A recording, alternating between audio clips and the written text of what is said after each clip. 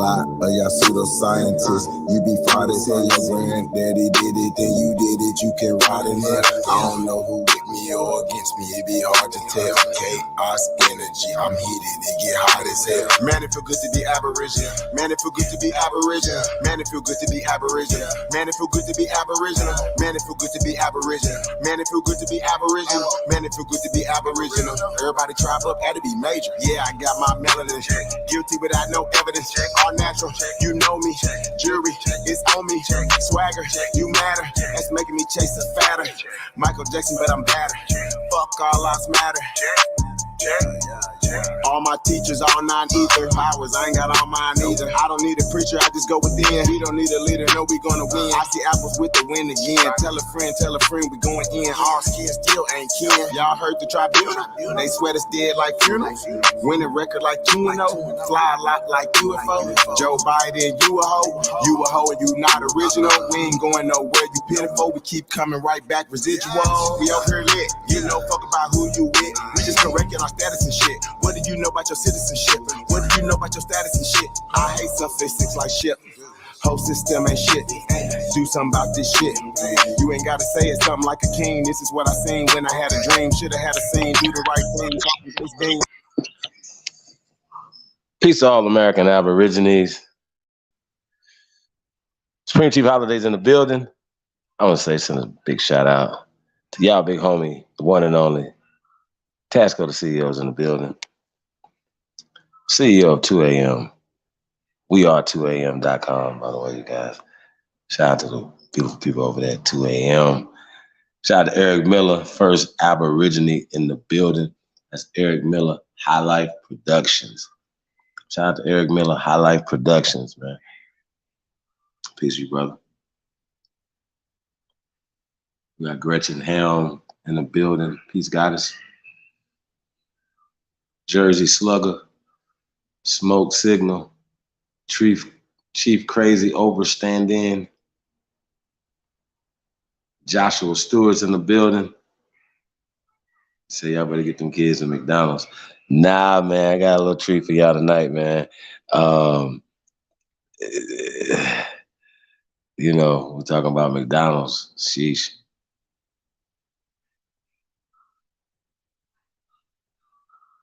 Yeah, you guys, if you guys ordered some 2 a.m., man, the official drip of the Aborigine awakening movement, consciousness, all that good shit y'all be talking about, man. Official house of 2 a.m. apparel, man. So tap in, man. Also, collaboration with yours truly, Supreme Chief Holiday Collection, man.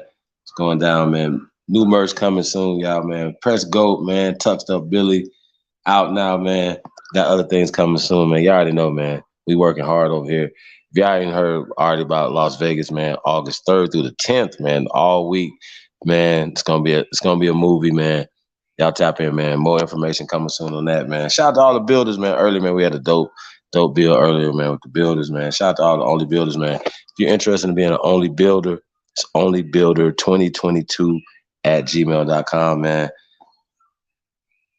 Be a part of the revolution, man.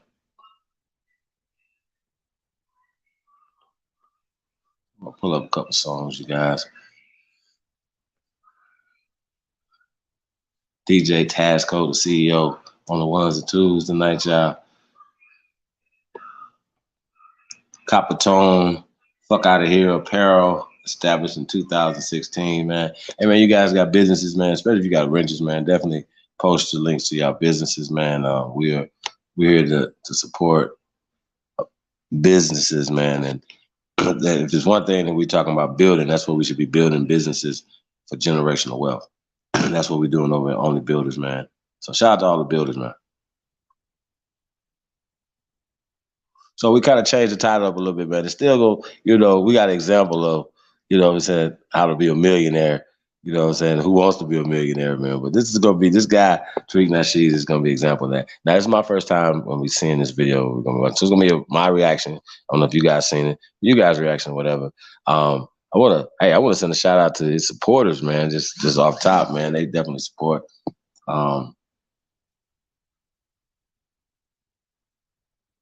the endeavors and things, and they get things done over there. So just want to say that, man. So shout out to them, man. You already know, man. Shout out to Seven Figure Guy, man. You already know, man. We got some good stuff tonight, and we're gonna be talking about this plant-based meat that tastes like human flesh. Sheesh. Yeah, man, we got to get into it, man. Because I try to live a plant-based diet, man, and it's really interesting. And it's easier now because they have all these substitutes, these plant-based things. So I was going to be exposing some of that stuff tonight as well. So we're going to get into it, man. I want to say peace to all American Aborigines, man. It's your sahab, man. I come in peace, man. If they haven't told you, man, you tuned in to the greatest of all motherfucking time. It's the GOAT. Let's get it. Let's go. For the New Jack City. Las Vegas on. Taylor Weeds. You are now about to witness the strength of street knowledge. East Side Las Vegas. Let's go. You gotta watch out for the motherfucking snakes and them poison apples in your circle.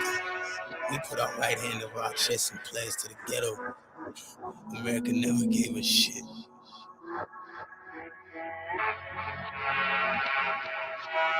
Say no mosh, nigga. I'm so blessed, I'm cocaine in the flesh. Everything I say hot is propane on my breath. Glock on the right side, yo dame on the left. She gon' hold the pack, it's cocaine in the breast. False information igniting my indignation. We cross the border for work like immigration. Street code deviations, deep briefing with agents.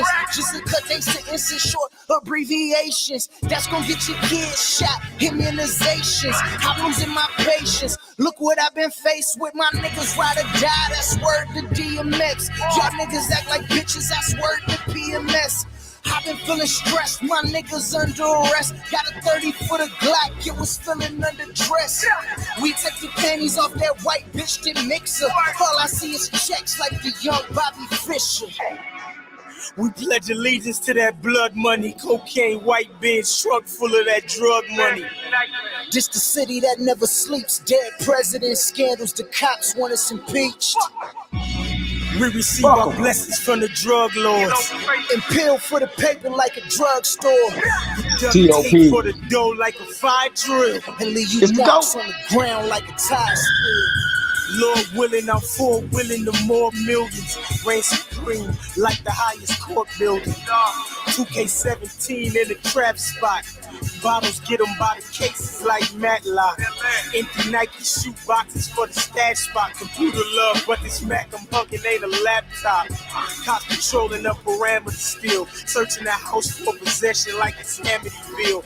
Damn, I get chills, especially when I'm counting all these high notes. Non-smoke, lift a nigga's spirit like high hopes. Land of the scammers, drug dealers and burglars. Lifestyle aim for suburban like Biggie's murderer. Cause I'm tired of the ghetto and its nightmares. We turn fears to success stories with pioneers. It ain't about what's left behind, it's what you're next to. And they know it's T.O.P. cause it's the best view. We pledge allegiance to that blood money. Cocaine, white Benz, truck full of that drug money. This the city that never sleeps. Dead presidents, scandals, the cops want us impeached. We receive our blessings from the drug lords. And pill for the paper like a drugstore. Duct tape for the dough like a fire drill. And leave you marks on the ground like a tire squeal.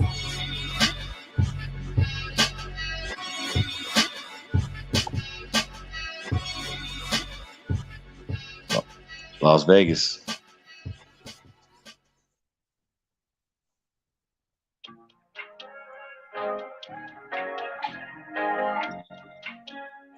Taylor Weeds, man. Versatile, man. Here we go. It's new shit, man. He's singing and shit. Let's go. Talk to me nicely. So goes no icy.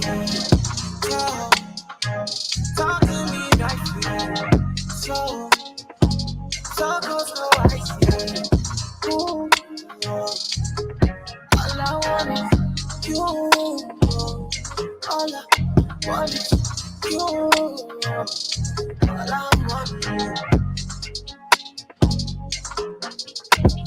me searching on the wrong place. You got me running towards the wrong bases. Why would you do that to me, baby? Why did you drop a nigga like? I wanna take your mind to high places. You a star like in the mama Mercedes. Nickname is anything you want, cause I get you anything you want. We can do anything you want. Girl, you was sitting on the wrong. You looking bad, bitch, indoors. You don't let passion take its course. How you turn cold with no remorse? How you turn cold with no remorse? Talk to me nicely. So cold, so icy. Talk to me nicely. So cold, so icy. Ooh, all I want is you. All I want is you. All I want is you. Don't be afraid. When us collide, I hope they don't break. Don't be afraid.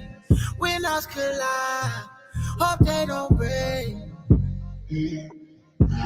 Hope they don't break. Just miss me a little when I'm gone.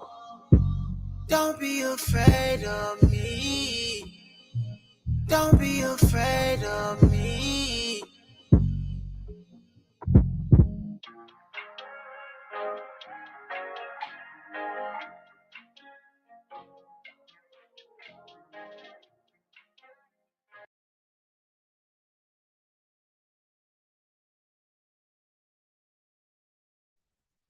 Yeah, man, it's Taylor Weeze. Eastside Las Vegas, man. That gonna be a few records from him. Shout out to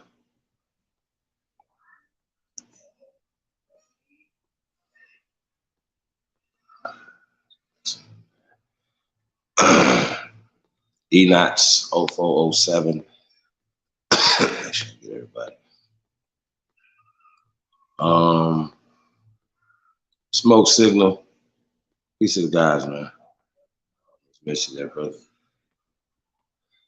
Hey, man, do us a favor, man. Like, share, subscribe, man. Sagittarius, peace to the guy, man. Let me know how y'all feel about that. Taylor Weeze. Get some fire emojis, man, if y'all rocking. Taylor Weeze, man. That's Taylor Weeze. Weeze. Weeze. Yeah, we got a couple more records. So I'm gonna pull up a couple more records before we get started. Let's get started.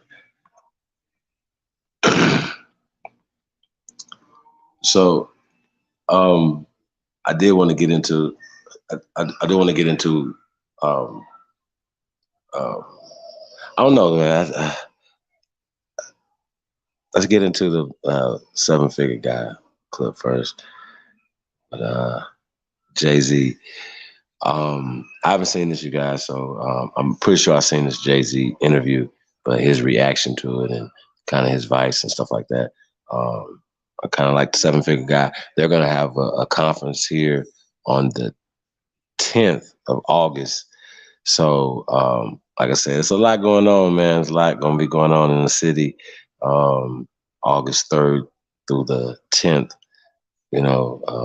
Las Vegas, Nevada, man. So it's going down, man. So Big Dog, Philly OG in the building, man. Y'all be sure, man. Y'all be a part of that, man. Y'all get on out here in Las Vegas, man, in August, man. Real talk. We're going to be having those packages for discount, travel, everything, man. Anything that you can think of, man, but definitely hotels and stuff like that, where we're going to be having our own little things as well, man. So, you guys, support the real, man. You guys are going to definitely see a lot of your favorite YouTubers as well as artists. A lot of artists that we be playing. I'll pull up some music. I'll go right to it. Let's go. 7-figure guy, man. Hey, today's show, man, Who Wants to Be a Millionaire? We're going to show you how to be a millionaire, man. So let's go, man. It's the GOAT. Shout out to the CEO, man. Let's go. And selling crack. Did that teach you something of how to be a successful businessman, or how we all are all common? the things that you apply in business, you know, they say that he has great instincts, but well, on the streets, having great instincts can be the difference between life and death, not just losing the deal. Or incarceration. Or incarceration, which is less than death, right? And which is, and being a person of high integrity, people want to deal with you. So what he's basically saying is, even at 13 years old selling crack, he had integrity. It may not have been something that was legal, but at least when people knew that they wanted to get their fix, they knew where to find them. They knew who was dependable. Yeah, it was selling crack, but even at 13 years old, he established integrity. He established consistency. He translates that to something legit: music, production. The rest of his career, it starts to spill over. So how you do one thing is how you'll do everything. What's crack? Why are you not investing in tax liens? No, seriously. Why are you not investing into one of the most incredible real estate strategies that's the most passive? Cracking, everybody. Money Smart Guy, Matt Zapala here, hailing to you from Dallas, Texas. And once again, we have another reaction video. This time around, after popular demand, based on readings of our comment section, you want to see Jay-Z, so we'll react to Jay-Z. So this particular interview, he is being interviewed on a show called Lock In. And some things came up about integrity. Things came up about selling crack at 13 years old. Some things came back about who he does business with, giving back, and what his time is like with Warren Buffett. Again, you and I are watching this together. I haven't pre-screened this. I haven't watched this. My team kind of prepped me what's going on with this interview and wanted my reaction on it. So let's experience this together. Here we go. You embody a business mogul, if there ever was one, whether it's the NBA, 40/40, brands around the globe, your own production company and label. By the way, based on the look of this video, his hairstyle, his body, it looks like a interview that was done a while ago. I don't think this is current. So I always like seeing interviews before people come up. And I always get a lot of success leaves clues type principles with those type of stories, because we have a chance to not confuse their chapter 45 with our chapter 1. So let's continue. What's your advice to other people coming up who are trying to make it and trying to become moguls in and of their own right? What's your advice to them? My advice is just do things that are true to you. Most things that I'm involved with are extension of being creative. Rockaway is a clothing company. It's part of who you are, and hip hop is your attitude and what you're trying to express, how you dress. I love sports growing up. I grew up in a household where sports was on 24/7. So these are things that are comfortable for me. These are things that I like. So I would just say get involved in things that you love, and also have a standard for yourself and have some sort of integrity, and try to, find some sort of truth in what you're doing. Okay, so I don't think this interview is too old. I would say less than 5 years old, 7 years old. But all these things he established, again, don't confuse his chapter 45 and being a mogul with our chapter 1. What I mean by that, he established these things after he became a premier artist, after he established his production company. So he had a base. The biggest mistakes that people make early in their life, especially in their entrepreneur life, especially if they want to become a quote unquote mogul, is they establish multiple streams of opportunities too soon, and it spreads them too thin. You establish one thing. Michael Jordan said one thing in the Last Dance documentary: all these endorsements, Gatorade, Nike, McDonald's, Hanes, Chevrolet, none of those endorsements matter if he didn't perform on the court. You don't perform on the court, you don't perform in that one thing that you're known for. In his case, being a hip hop artist, being a producer, if you're not known for that one thing, all bets are off, because people are always going to base their perception of you based on your reputation, how you dealt one thing and the second thing, the third thing. If you try to spread yourself too thin, not really mastering any of them, and you don't become that person that you're thinking that you're supposed to be because you're trying to encapsulate. And the fear is, I'm going to lose revenue, I'm going to lose opportunities here, but you're also going to lose reputation, which is more valuable than money. What did you learn on the street? Because you talk about being 13 and selling crack. Did that teach you something of how to be a successful businessman, or how we all are common? All the things that you apply in business, they say that he has great instincts, but well, on the streets, having great instincts can be the difference between life and death, not just losing the deal. Or incarceration.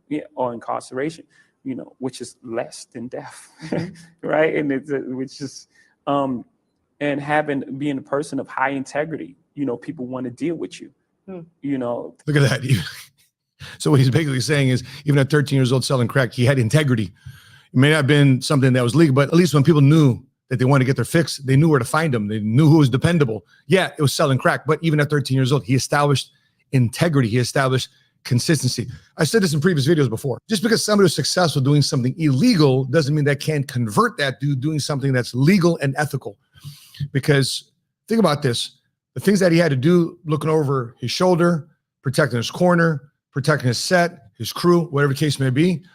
He had to do all those things at 13 years old, looking over his shoulder, watching his back, having instincts and a sixth sense to make sure he knew who he was doing business with and who to avoid and who was creeping in on him.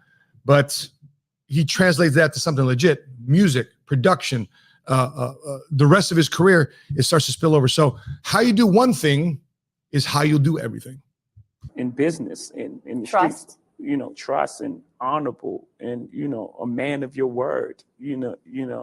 All these things come to play in business world. I'm not condoning any street activity, but it's just the way it is. You are associated with a number of brands: HP, Coca-Cola, Budweiser. How do you decide who you want your name, your brand, your voice tied to, this is gonna be a good one. And what companies you Good don't? question. So many opportunities have come a lot of people's way, especially the last couple of years through COVID, lockdowns. A lot of opportunities has presented themselves to a lot of people. So what do you say yes to and what do you say no to? In my experience, there's been much more power, not in the word yes, but much more power and freedom in the word no. So I'd love to know what his filter is. I try to. Sometimes it's just more about relationships. I pretty much try to work with brands if there's some sort of partnership there. I don't typically do a one-off endorsement deals. I've just never been interested in that. It's just more so if I can create some sort of partnership. The Coca-Cola was a partnership.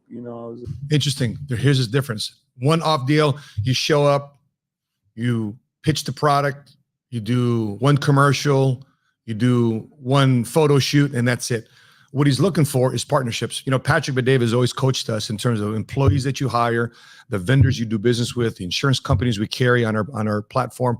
We're looking for not just vendors, but partnerships. So, for example, one company can say, hey, we got the best product, we got that one thing. But we feel that the person come to our table may not have the deepest integrity or somebody that follows through with what they say. And sadly, they may have a great product, they may have a great service, but the person behind it is not invested into building a relationship. And those are quickly the people that we say, thank you for your business. We'll use you when we decide to use you, but you're more like a vendor partnership. So in other words, you provide us a service, we'll pay the invoice or vice versa, and we'll just call it a day. Versus a partnership says, how can we both grow together? How can we have a strategic relationship where we're both exceeding together? We hold each other accountable. We're looking for opportunity for one another. How can we both grow? These tend to be the better relationships to have, not just a one-off deal. Not we're just going to pay you the highest commission. Now we're just going to pay a highest salary over here, but who can give me the best compensation plan so we both can grow? I look out for you and you look out for me. Those are the best relationships. Brand managers, acted as at one time. So I pretty much look for partners, as opposed to one-off endorsement deals. Well, yeah, it seems like you insist on some creative control, that you're not willing to just give the Jay-Z brand out or let people buy it from Presidential you. Rolex, baby. It's my life. it's who Right, I a am as presidential person. rollie. So I can't just let someone have creative control of who I am. Sure. It's important. And by the way, this reminds me of a proverb: who you walk with, and in this case, who you rock with, no pun intended. Let's check it out. Proverbs chapter 28, verse 26 reads like this: those who trust in themselves are fools, but those who walk in wisdom are kept safe. Now, it's very easy to get locked up into somebody's job title, investment into your company, their past experience, their followers on social media. It takes insight into look into somebody's character. For example, some guy was pitching me right now. Why don't you do this for me? Well, if I can send you more leads. I'm asking myself, well, if you can send me leads without any cost to me, why aren't you doing it for yourself? What is it that you're really selling me? This is one of the questions I've asked for a lot of people that try to stick their hand in my pocket, because I've been through a lot of people pitching me a lot of things. So you'll gain this muscle, you'll gain this insight by just being involved in a lot of deals. And sadly, some of you may look at sadly, you'll have to go through a lot of failures. You go through a lot of setbacks. You go through a lot of, man, I shouldn't have done that. Only then will you start learning your ways. And to accelerate that learning process is to walk with the right people, because they can teach you game versus you having to learn the hard way. Best investment advice that you ever received? Best investment What was advice. it? Do you Really interesting. remember? Whether it was in the market or just investing in life and in business. Yeah, I think just doing things that you believe in, things that you understand. I think that's the best investment. I heard Warren Buffett say that just the other day. And by the way, sometimes the best things to invest in are the things you don't understand, because sometimes people are scared. Well, I don't understand. I don't get it. And because they don't take the time to educate themselves and to get it, because it's a different language, you need to learn how to speak that language. For example, when I first started coming to the money game and I wanted to invest, I wanted to learn the rules of the money game, I started reading the business section of a newspaper. Whereas before I was reading the sports section of a newspaper. So I had to learn the lingo. I had to learn what the charts and the graphs meant. I had to learn what the percentage signs and the abbreviations, all the acronyms that's involved in a financial services world. I learned all that because I want to learn the rules and the language of money. And so just because you don't understand something doesn't mean you shy away from it. Get to understanding that language, and then and only then do you make a decision whether or not to get involved in it based on what you learn from seeking insight. I just innately felt that, just invest in things that you understand. Speaking of Warren Buffett, you recently spent an afternoon with him in Omaha, Nebraska. I did a quick reel a while ago about whether you should have dinner with Jay-Z or would you rather just have $500,000 right now? And some of you guys are like, no, man, just take the $500,000 and go. Beat feet. Matter of fact, I think even Jay-Z told a lot of people, take the $500,000 because you're not going to learn anything from me. But if you're armed with questions and you're prepared, what would you rather do? I'm curious. Right now in this YouTube video, forget the IG reel, forget the TikTok. What would you rather do?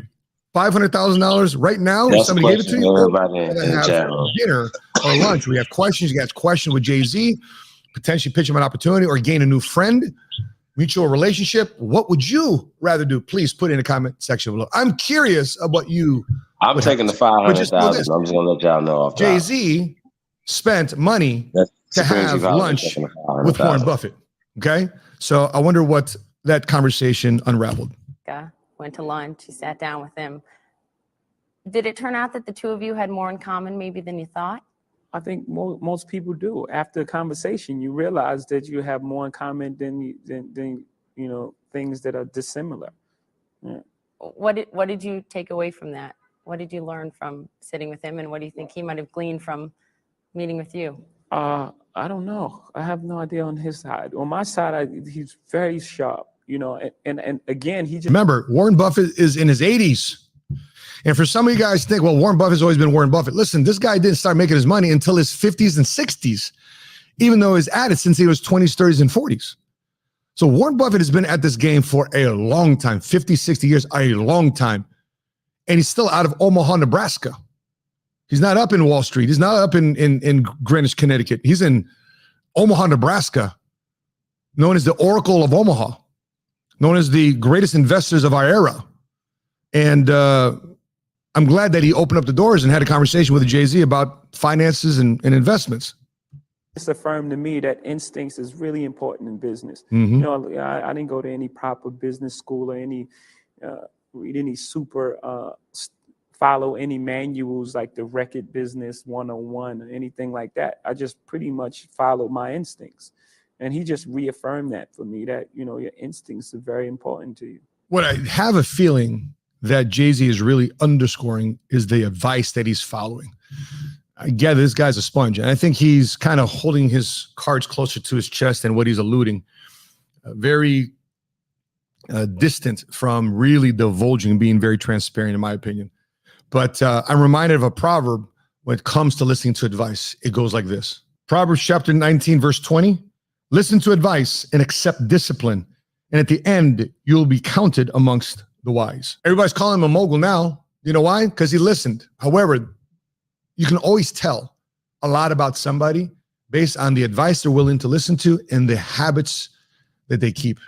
The difference between you and somebody else may not be the talent level, because I've seen a lot of people with less talent, but higher discipline and better habits, and they've excelled further along than somebody with the talent, with the college degree, with the finances, with the credit score, with the lump sum investments ready to go. But somebody willing to listen to advice, have better habits, far exceeded the person with the talent. What about what you own? I read that your mother gave you a 3-ring binder, and you would write your lyrics in it as a child, and you'd hide it under your bed so that no one would steal it. Are your words still your most valuable possession? Yeah, because they caused all of this, you know, saved my life. Yeah. You know, so Words caused all this. Absolutely. Why? Well, hey, your words and your action will cause all this. Whatever your all this right now is all about. Your current situation right now is nothing but the consequences of your decisions yesterday. things and activities that I was in, just as a broad statement. You know, everyone says that. If I wouldn't have made it here, I wouldn't be here. But no, really, you know, there was one of my friends who's like a dear friend of mine. We would be together every single day. Okay, I don't know who he's talking about, but I wonder what happened to his friend. They were dear friends. I wonder what happened between his friendships when Jay-Z decided to make a decision to change his life. It's coming up here. I'm curious about what's about to happen here in the next 30 seconds. And if it wasn't for rap, if I wasn't taken away from, the place I was, he went to jail for 12 years. There it is. We were together every single day. There it is. I can't even imagine a is. circumstances where I wouldn't be with him. I feel like it could have been you. No, not could have been. Absolutely would have been. Would have been him. Yeah. There it is. Jay-Z found an outlet that allowed him to rise above the current situation, and his friend who didn't find an outlet to rise above the situation ended up in jail. There it is. Some of you have a hard time separating from your friends and family people you grew up with because you're about to leave them behind. Well, if you don't, you just might end up not in the physical jail, but imprisoned mentally and worse, financially. Meeting with Warren Buffett, he's been a huge advocate of giving away his wealth. And whether it's your scholarship fund, the money that you gave to Haiti, you give away money as well. Looking at what your legacy, what you want it to be, Andrew Carnegie said, the man who dies rich dies disgraced. Do you want to die rich, or do you want to eventually give it away, give it back? Well, I think there's a different, I think charity is very important. But as far as who we are and where we come from, there hasn't been. By the way, before he even gets into his answer, what would you rather do? Do you rather die rich, or do you want to be in a position where you've given everything away? I'll say this. Here's my answer. I'd rather die rich while giving everything away. Because money is just a simple manifestation of the behaviors. And once you learn the money game, money just will start coming 2 and 3, because just the way you're wired and things that you are part of, the relationships that you've had, opportunities continue to present themselves to you. I remember when I was broke, nobody wanted to help me out. Nobody was giving me anything. And next thing you know, I started making a little bit of money. I started serving a lot of situations and people. Next thing you know, I get a gift every week, a gift every other day. Praise the Lord for the blessings, because it's not my efforts, because of the grace of God that I have what I have today and continue to have. But what would you rather have? Would you rather die rich? Because for me, I want to create generational wealth. I want to make sure that my family has plenty of money for multiple generations. That's me. Not only life lessons and experiences and wisdom in the books that I might read and the books I might write for them to read, but also want them having a large lump sum of cash sitting in a trust account, in a trust fund, in a trust bank, waiting for it to deploy upon my family. But at the same time too as well, I want to give as much as I can while alive. Our generation, we haven't acquired wealth to hand down and give the opportunities to like the next generation. So my goal is that, you know, that my next generation can have a better start than Of course. I won't have to start. And you can't do that by far, giving everything away. Where I come from. So we have to take care of our family first, you know, as well as giving to charities. Sure. Take care of your own. Yeah, we have to. We have to give opportunities, because the difference between Bill Gates and homeboy Shah G from Bed-Stuy is Bill Gates had access to a computer at a time when no one had access to computers. Because somebody in Bill Gates' family had the financial blessings and financial resources to access and purchase a computer for Bill Gates to work on. So I totally get his point. What financial head start will your future wealth bring to the people that you love and care about, your legacy, your last name? So therefore they have access to things that springboard them into the next technology, into the next era of tomorrow. That's what money will bring. Computers. It's amazing how many children still don't in this country. So the opportunities, you know, people, you know, were afforded opportunities that we just didn't have. And I think that's really the difference between success and failure is opportunity. Well, you have to have someone's drive in there as well. You have to put that in there. But, you know, if given the opportunity, you know, things would turn out very differently for a lot of people. Yes, and knowing what to do with that opportunity when they get there. So many times we've seen opportunities come around for the right people, but they have the wrong mindset, the wrong mentality to go about taking advantage of the opportunity. Next thing you know, the opportunity passes its way on. So when opportunity presents itself to you, will you be ready?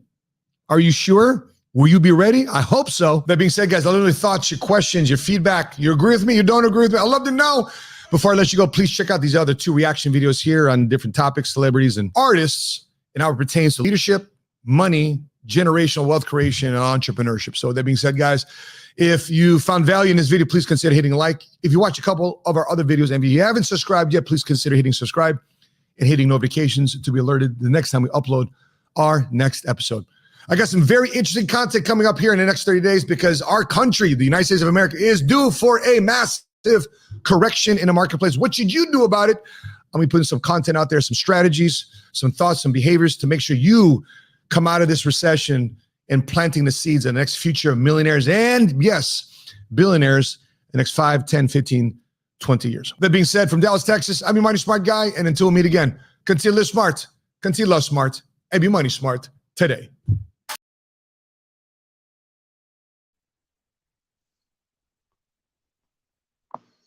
Yeah, man. Hey, man, shout out to the money smart guy.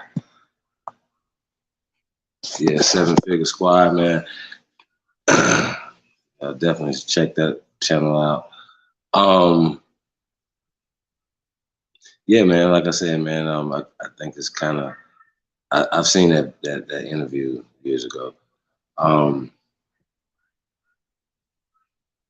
Like I said, I like his reactions and his advice and things that he's giving his breakdown. One thing he noticed, and it's good at doing, I noticed, Jay-Z, that 500,000, hold on, we got to talk about this. 500,000 tax-free money to you, right? I know they didn't say all that, but this is the scenario. You know what I mean? Or a lunch with Jay-Z. Now, if he's hungry, he wants to eat lunch, right? So you got to look at it from that perspective.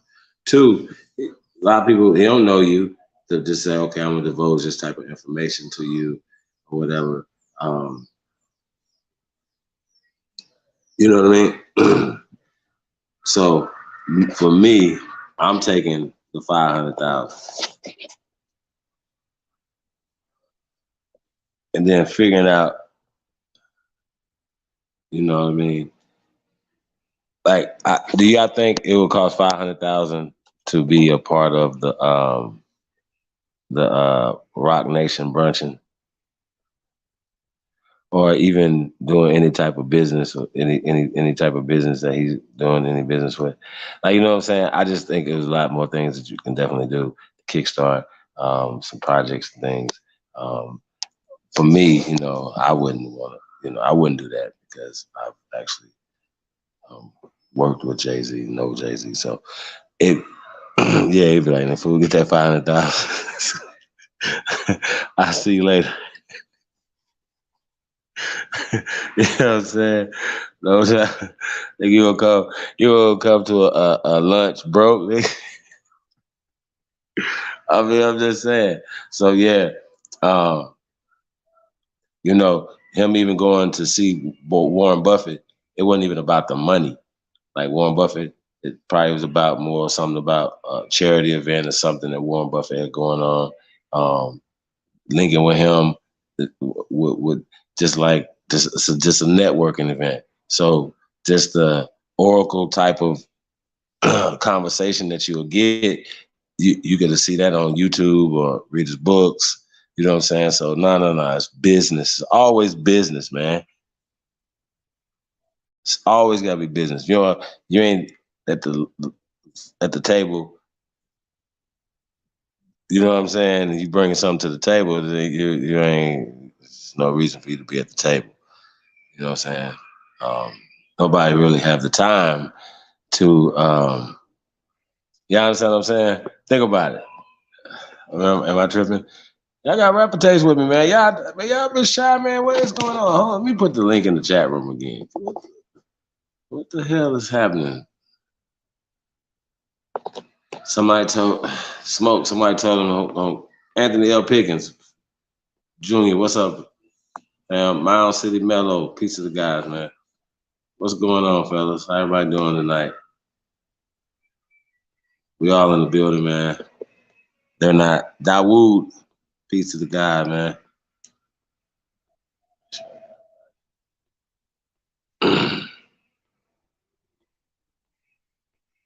Real talk. I want to know, like, Snake God. Man, let me know, man. Y'all taking that 500,000, or y'all meet with Jay-Z for lunch? Joshua Stewart, what you gonna do? If y'all taking a 500K, just put the 500K in there, and not put Jay-Z in there. Is Beyonce gonna be there? Hey, yeah, I even throw in Beyonce. Beyonce gonna be at the lunch too, y'all. Ladies, what y'all gonna do? Beyonce gonna be at the lunch, so you get to eat lunch with Beyonce. 500,000.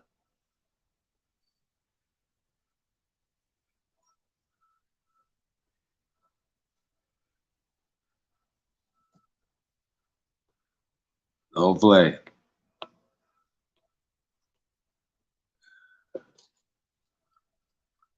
Hey, can we run the trailer for the private school joint?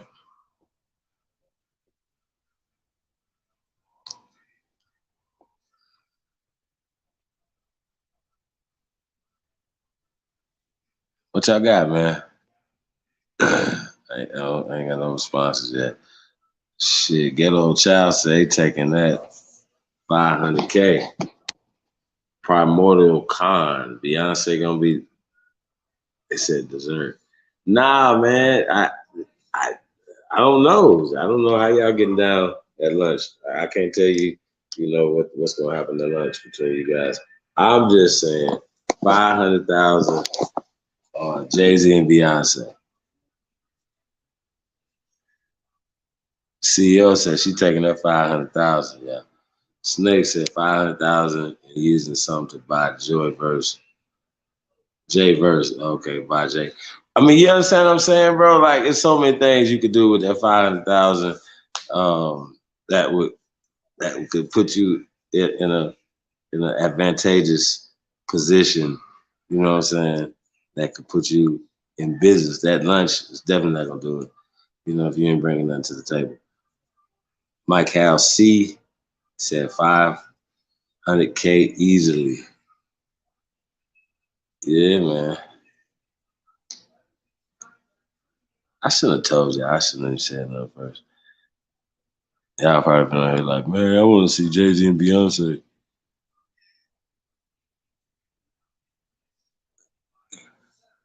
Probably more than here talking about dessert. Terrible. Terrible, I say, yeah. Yeah, we'll pull this movie trailer up real fast, you guys. Coming to, it's all out on Prime or coming on Prime, man. It's a movie trailer. And a film called Private School. So, yes, check this out in a second. So, peace to the guys, man. Hey, man, do us a favor, man. Like, share, subscribe, man. Got a lot going on, man. Really do, man. We're not going to be long tonight, you guys. We're just going to hit it and quit it, man. Got a few little things we want to present, man. You guys want to come and talk a little bit? Do that. On this trailer to get pulled up. Here we go, you guys. I want to pull this out. What do you see when you look at our mascot, Teresa? I don't know. Something I would rather be somewhere else. You literally have no other choice but to put it past you and worry about whatever you have going on right now. Nigga, what the fuck do you want? That's what I'm saying. The whole situation is stupid. You know that has nothing to do with the situation. And ever since then, this place is just... What were you thinking? It's not my fault he lied about being able to swim. It feels so fake. It's not the music. This was fun. This fool don't ever go to class, I swear. We enjoyed it while we had it. You have an issue? Yo, what's the issue? I don't know why you were thinking that everything was gonna be... What are you tripping on? You really that hurt? Hey, shut the fuck up. Hold your fucking little bull. Why? Sick of what? You. Right before you're about to graduate? I didn't try to kill him. It was an accident. Why is everybody saying that? Yo, let's watch it again. Let's watch it again.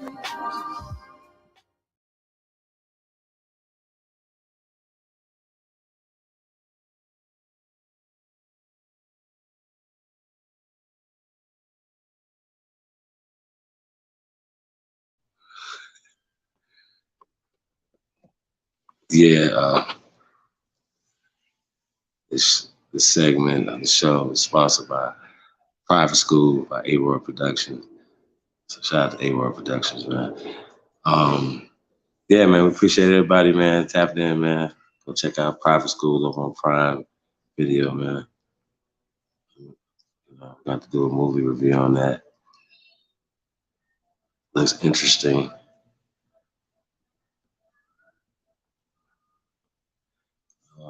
Check it out, man. So after I take the 500K. Yeah, man, then you can try to have some conversations with anybody after that. By the way, my name's pronounced McCall, okay? McCall. Shout out to McCall. McCall C. Got you. Like the C is K. McCall K. C. Yeah, man, definitely. Y'all check that out, man. Let me know what y'all think about it. Yeah, we're gonna have a lot of things we're gonna be doing, man, when y'all get here, man. Bowling, movies. I mean, it's just a lot going on, man, in August, man. So you guys definitely, man, let us know, man, you guys are interested in coming out for the festivities in August, man. So it's gonna be really a movie for real in real time, man. So week-long extravaganza, man. So it's gonna be crazy, man. It's gonna be definitely hot as hell. So shit, it was like 110 today, something stupid out here, man. So I don't know what it's gonna be in August, man. So just letting y'all know. It's hot. It's gonna be hot. But we're gonna be indoors, you guys. So shout out to everybody, man. Let me know if you guys ever been to Las Vegas before. Press gold if you have.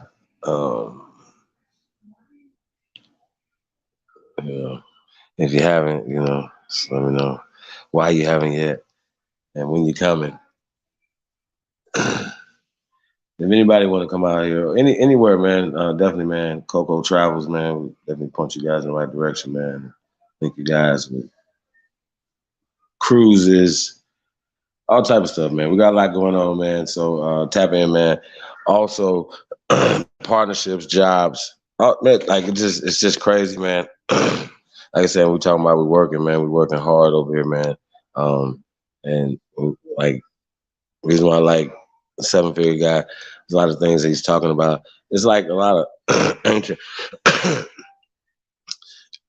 principles, but then when you see somebody applying them and it's working, you know what I'm saying? So that's why I like and be willing to share it with other people.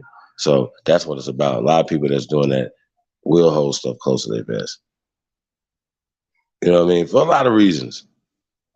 You know what I mean? For a lot of reasons. And it's not always their fault. It's just kind of them protecting themselves. You know what I'm saying? And what they're building or built. You know what I mean? So I would say that.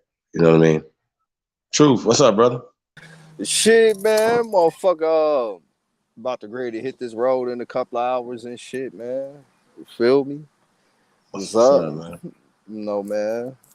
That's it. What's the word with it, man? How you living, brother? Man, everything's good, man. Just keep chugging on along, man. Chugging on up the mountain, man. You know what I mean? That's all we can do, bro. You already know it. Man. Hell Just yeah. wake up, live to fight another day, man.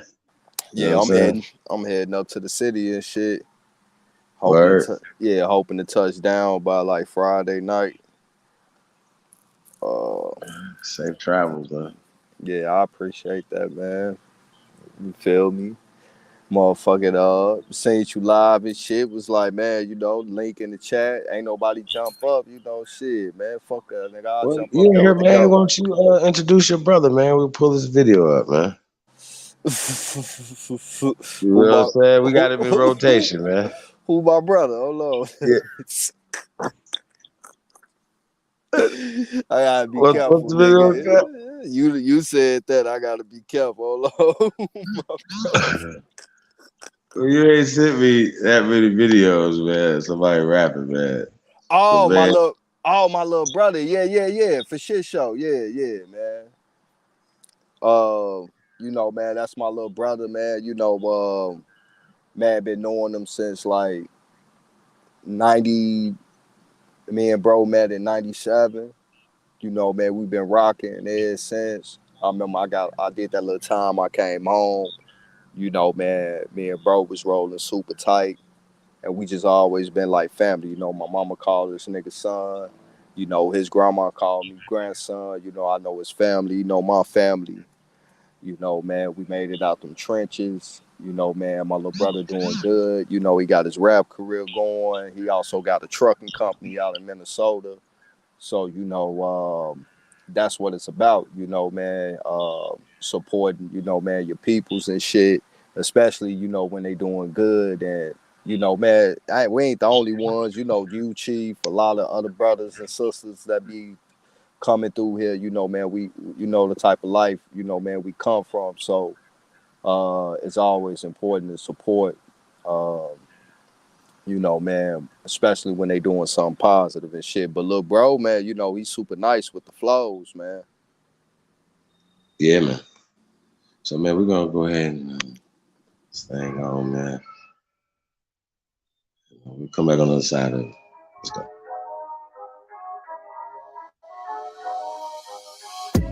I just wanna ride. Find out other ways to survive. I want the pride. I switch it up, I get them ducats every time. Gotta keep the feel tight. That's why I hustle every morning, noon, and night. My future looking bright. Yeah, that's a blessing. I'm just trying to enjoy this journey. From the shot to the O to Minnesota, I got plenty witnesses who seen that Larkin killing the spot. Fresh off the block, a product of Pac, but they searching me now. Fish Sconey said to kill him if they like it or not. A million hustles, some work, some crumble. I'm not humble in the jungle, whatever it is, I flip it, tumble it, make it double. I'm that beast from over east, I cop the chain, took off the muzzle. I repeated the deceased, we got it east, they got a trouble. Gang banging poverty, 5-0 robbery. Self-hate, you look like me, I survived a lot though. My heart still beats, but that's concrete, yeah, that mean cutthroat. If ever I stumble, got some average niggas who gun toe. 94 West, 500 miles with no regrets. I'm running wild, I ain't got no vest. I want the town, bitch, out next. Look, bars of body niggas, they'll find bodies across the river. Call up the ripper. I'm killing this shit until December. I just wanna ride. Find out other ways to survive. You know I won't cry. I switch it up, I get them ducats every time. Gotta keep the fam tight. That's why I hustle every morning, noon, and night. My future looking bright. Yeah, that's a blessing. I'm just trying to enjoy this journey. Ashy the classy skyscraper from Backstreet, savagely moving rapidly. I'm a gladiator, no athlete. Apparently, I appear real, that show no apathy. Illustrating the making of at-risk dynasty. It costs to teach to beat the streets, to breach the people responsibly. Alarmingly, I made it out the shot without a scratch on me. Catastrophe, master me, I clap that over family. Statutory rate 16 bars, they wanna give me felonies. I'm in a different pedigree, pedaling up with no settling. Ghetto boy with the melodies, pocket rocket my specialty. Fuck the game infidelity, stand afloat of necessity. Aggressively taking these risks with this drip, I need weaponry. Stepping carefully so the damage won't be the best of me. I found a recipe, no identity crisis, I'm from the street. Showing the modesty, just living out a king's prophecy. I call this monopoly, lost on the road of hypocrisy. I just wanna ride. Find out other ways to survive. You know I won't cry. I switch it up, I get them ducats every time. Gotta keep the fam tight. That's why I hustle every morning, noon, and night. My future looking bright. Yeah, that's a blessing. I'm just trying to enjoy this journey. Yeah, yeah. Yeah, yeah. Give me that shit. Yeah, yeah, yeah. Yeah, yeah, yeah. Yeah, yeah. Yeah, that's a blessing. I'm just trying to enjoy this journey.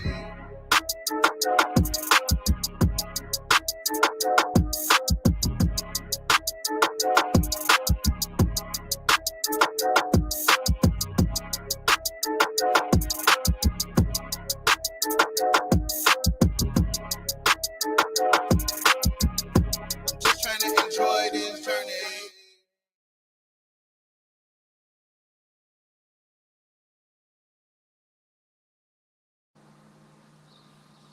Yo, man, shout out to my little bro, man, Outlaw at Risk. Hey, Chief, you know, man, I know I'm gonna be on the road, but when I get in a good area, bro, I'm gonna put you on a call with little bro, man, you know, set up the interview and shit, man, so you can link with him. Word. You know, man, I think, you know, especially the route I see you know, you trying to go and shit, you know, I think that'll be a good move and shit. You feel me? You know, man, he tapped in on the music scene out there in Minnesota for real. And you know, he be doing shows and shit. You feel me? And then, you know, I know you tapped in with Trey and Ja and Threads, you know, man. I definitely think that should be a good look. Oh yeah, man. For sure. How long you gonna be in the city? I'm gonna be out there for like a month. And then me and my wife, man, if everything all right, we supposed to be going to Puerto Rico for like a week, and then I'm gonna come back to the Bay and shit. All right, that's what's up. Yeah, man. I gotta make it out here in August, man. Yeah, man, come up to the city and shit, man.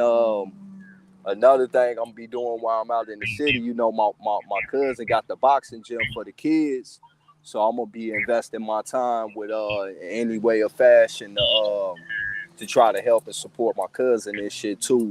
If anybody in Chicago, you know, North Lawndale Boxing Gym and shit, that's a non-profit organization my cousin set up to try to keep the kids off the streets. You know, bro, you make your way up to the city, man. You know, man, I think you can do some real good service and shit. You know, Yeah, man. Send me text me the information, man. You already know. We wanna support any way we can. Yeah. You know, we got a basketball court out there in Inglewood, man. So same type of situation, man. Just supporting the kids, man, getting the kids something to do, man. Basketball, boxing, singing, dancing, you know, designing. We have to create industry for them. You know what I'm saying? Take that energy in another direction. You know what I mean? So, yeah, man, anything, man, you know, I'm down already. Yeah, I already know. You know, it's easy for us to tell the kids to put the guns down and everything, but then we ain't got nothing to put in their hand and shit in Exactly. exchange. That's Exactly. a phallus on us. You feel me? That's a fact. And that's the things that, um, that, like I said, you meet them where they at. And the only builders earlier, the brother was talking about how to motivate, how he was motivated, basically how to learn stuff was money. You know what I'm saying? Some simple things, motivate your children um, to learn certain things, especially if it's gonna um, reap them benefits. Things that they like to do, so just and every that don't motivate every child. You know what I'm saying? 'Cause every child is different. You know what I mean? But just motivate people in general, because everybody can learn something new. You know what I mean? Like they're going to school now and they're getting paid to go to school, or athletes, and they're leveraging their athletic ability and their popularity from high school, things like that, to getting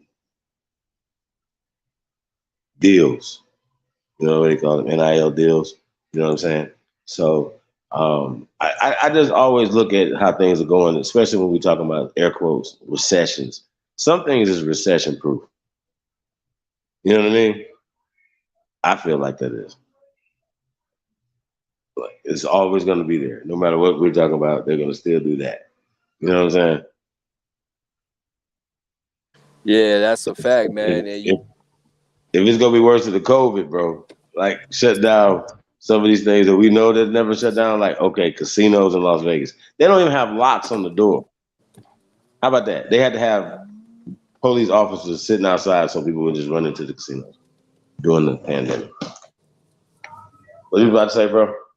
nah, I was just saying, like, that's a fact, man. And they always want to push this negative narrative about our people and our culture, but it is a lot of brothers out there that is, and sisters as well, that's doing positive things in community, but you would never know because they never ever let the spotlight be put up on that, and them guys do be out there pushing it. It's just that they don't get the airplay as if some of a fucking female jumping on the camera twerking her ass and shit. Motherfucker twerk their ass, and man, they gonna show that on all social media. We can sit back up on Facebook and motherfucker watch a motherfucker get shot like Right. crazy and get called all types of niggas and shit like that. But the moment you call somebody a derogatory term for being a homosexual or somebody doing something positive, the algorithm don't let that shit move through the premises shit, so people can see more positive structures and things like that. Um, and it's up to us to be able to handle that shit, bro. You feel me? Because we know the real don't never get shown. You got to go find the real. Yo, peace to the noble Amadi Bay. He said he choose to have lunch with Beyonce.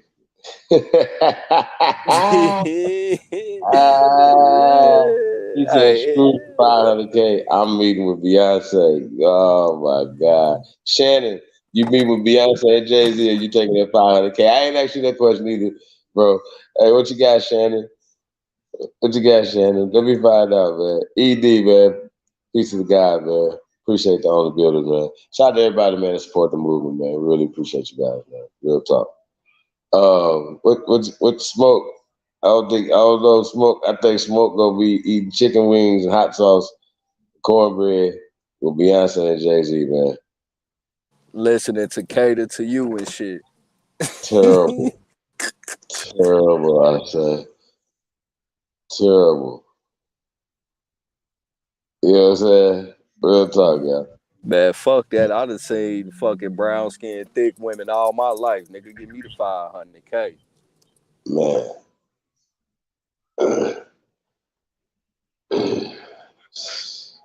Man, I'ma tell you on some G shit that this ain't no disrespect to the women and shit. A nigga ain't never lost no woman chasing no money, but a nigga lose a woman chasing a woman.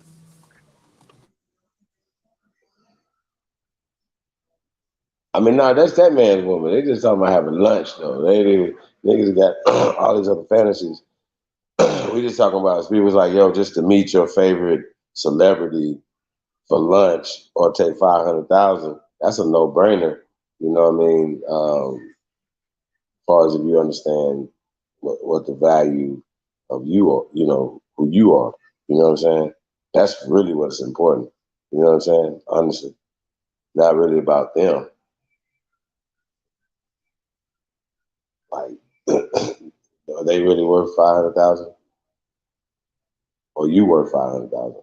You know what I'm saying? So that's kind of where I draw the line at for me. That meeting is probably worth about, I don't know, $5,000 place somewhere. You know what I mean? You know, some event. Like, I just be thinking smarter. Like, y'all, like, I don't move like that. Like, you know what I mean? True. He said, "My man finna be drunk in love." Hell no. Oh man, nah, my nigga. Nah. Monty said, fuck that. You gonna meet Beyonce.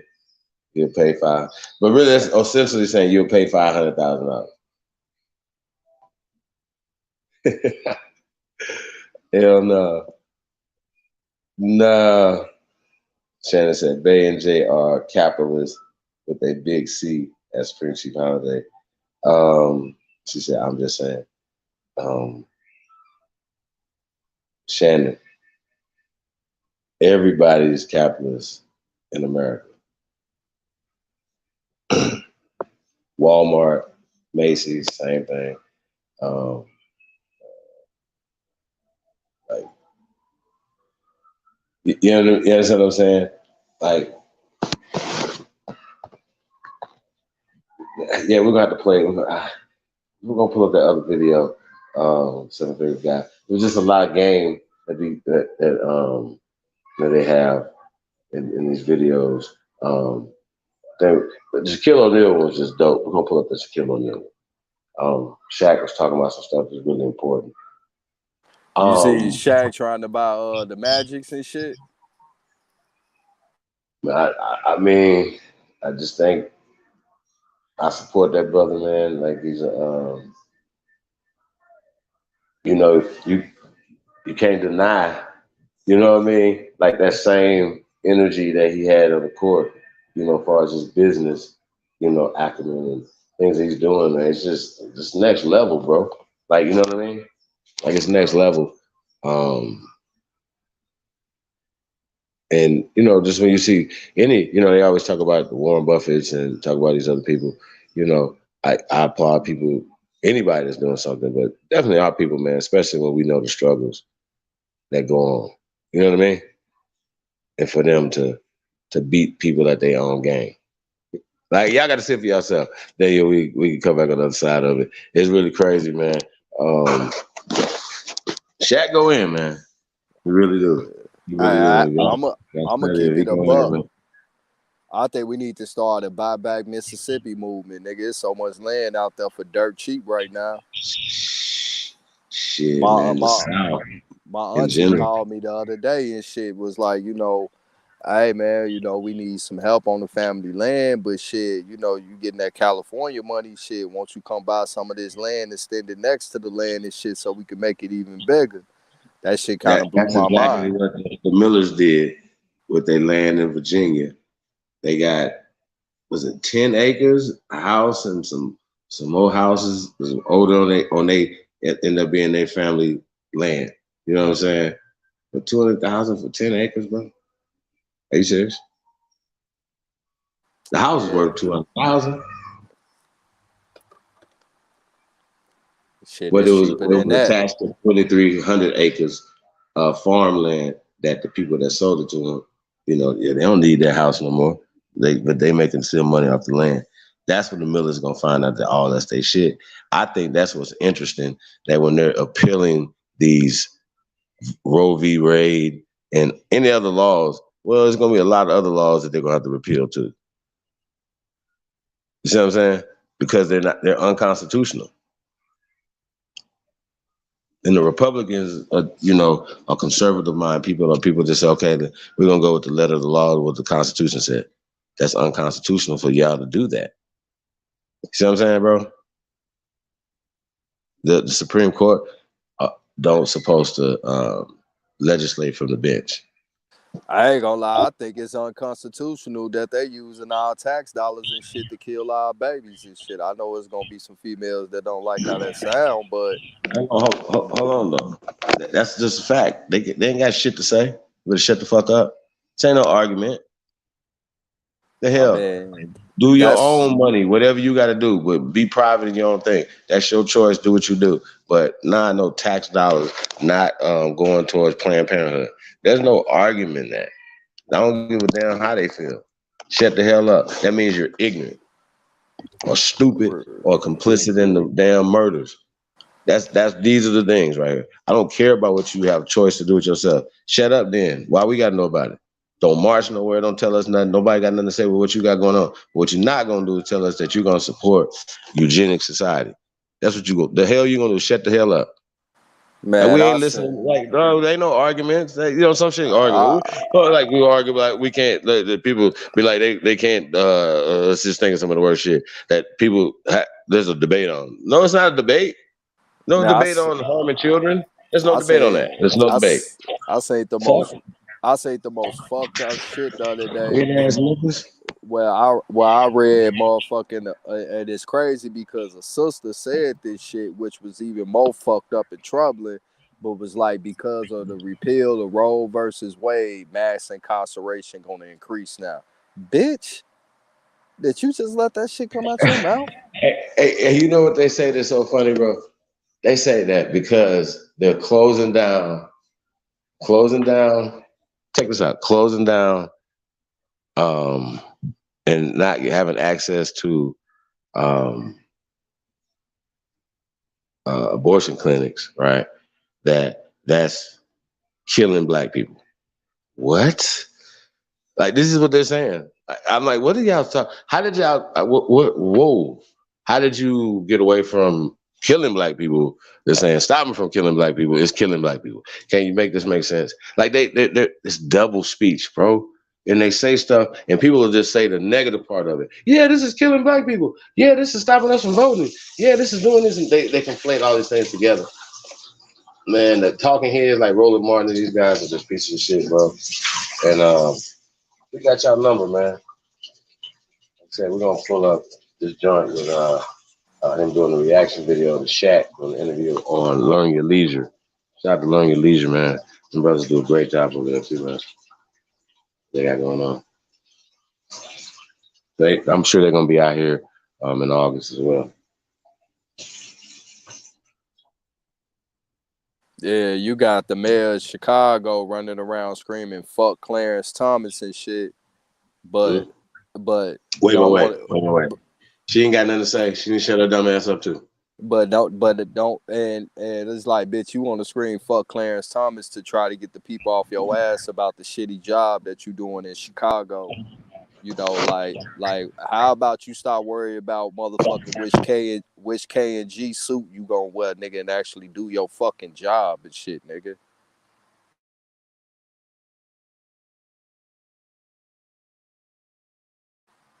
She walking around dressed like a old motherfucking old young man and shit, going to a steppers convention and shit, and ain't doing a goddamn job in the goddamn city and shit.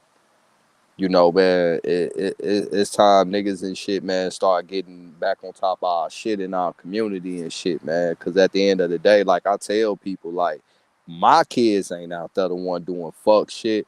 But at the same time, the ones that I consider these my babies, because these are the babies of niggas my age group. A little bit younger than me and maybe a little bit older than me. But these babies' parents is the same niggas we grew up with during this age group. And it's like, we got to hold our homies accountable for the fucked up parenting skills they doing. Well, before we get into this video, man, just speaking on that, man, we got to make the changes, man. Like, that lady look like she's just so much under so much pressure. But not to knock her, but it doesn't look like she believes in man, woman, and child. You understand what I'm saying? And with that being said, you have there's no argument. Planned Parenthood is the eugenics society. Ask Lori Lightfoot, is she a member of the eugenics society? If she is, she need to be, what's that word? Impeached.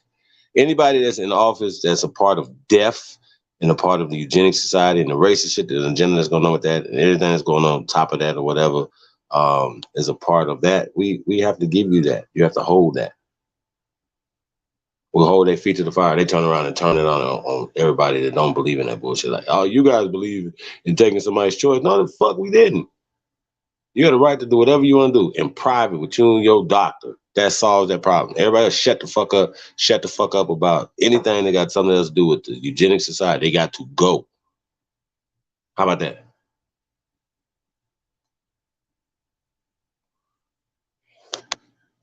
So let's get back into this. Who wants to be a millionaire, man? How to be a millionaire, man? It's the GOAT. Let's go.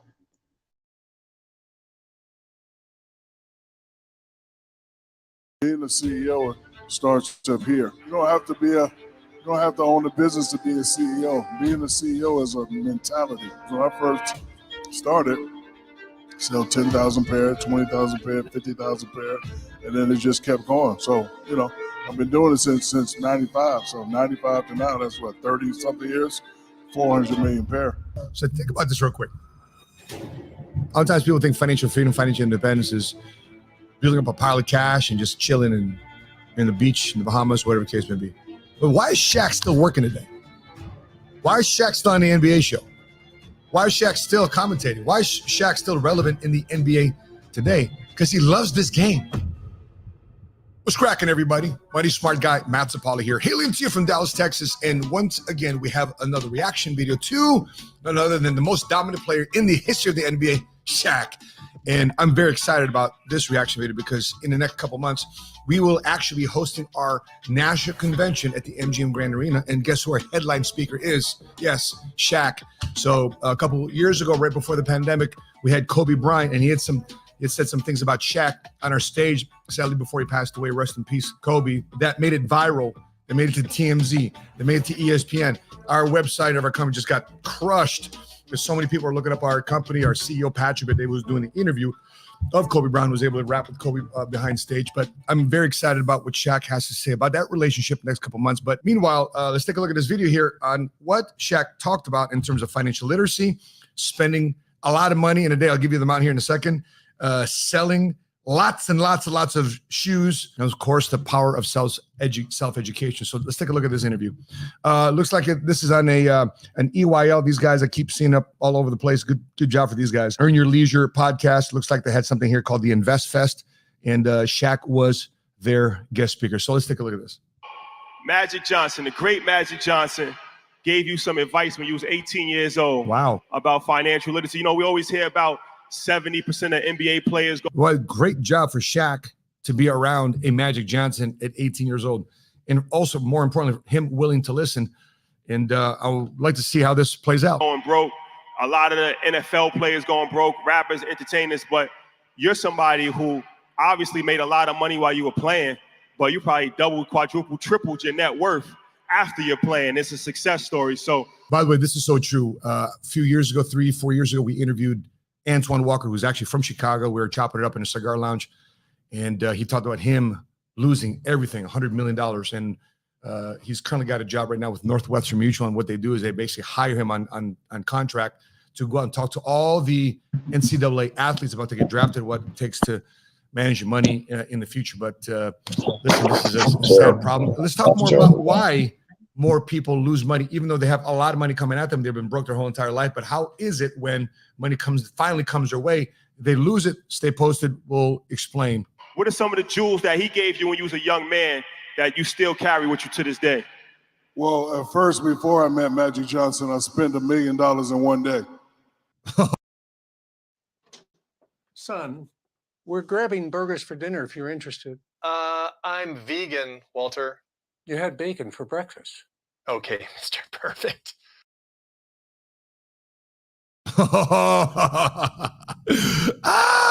This is going to get juicy.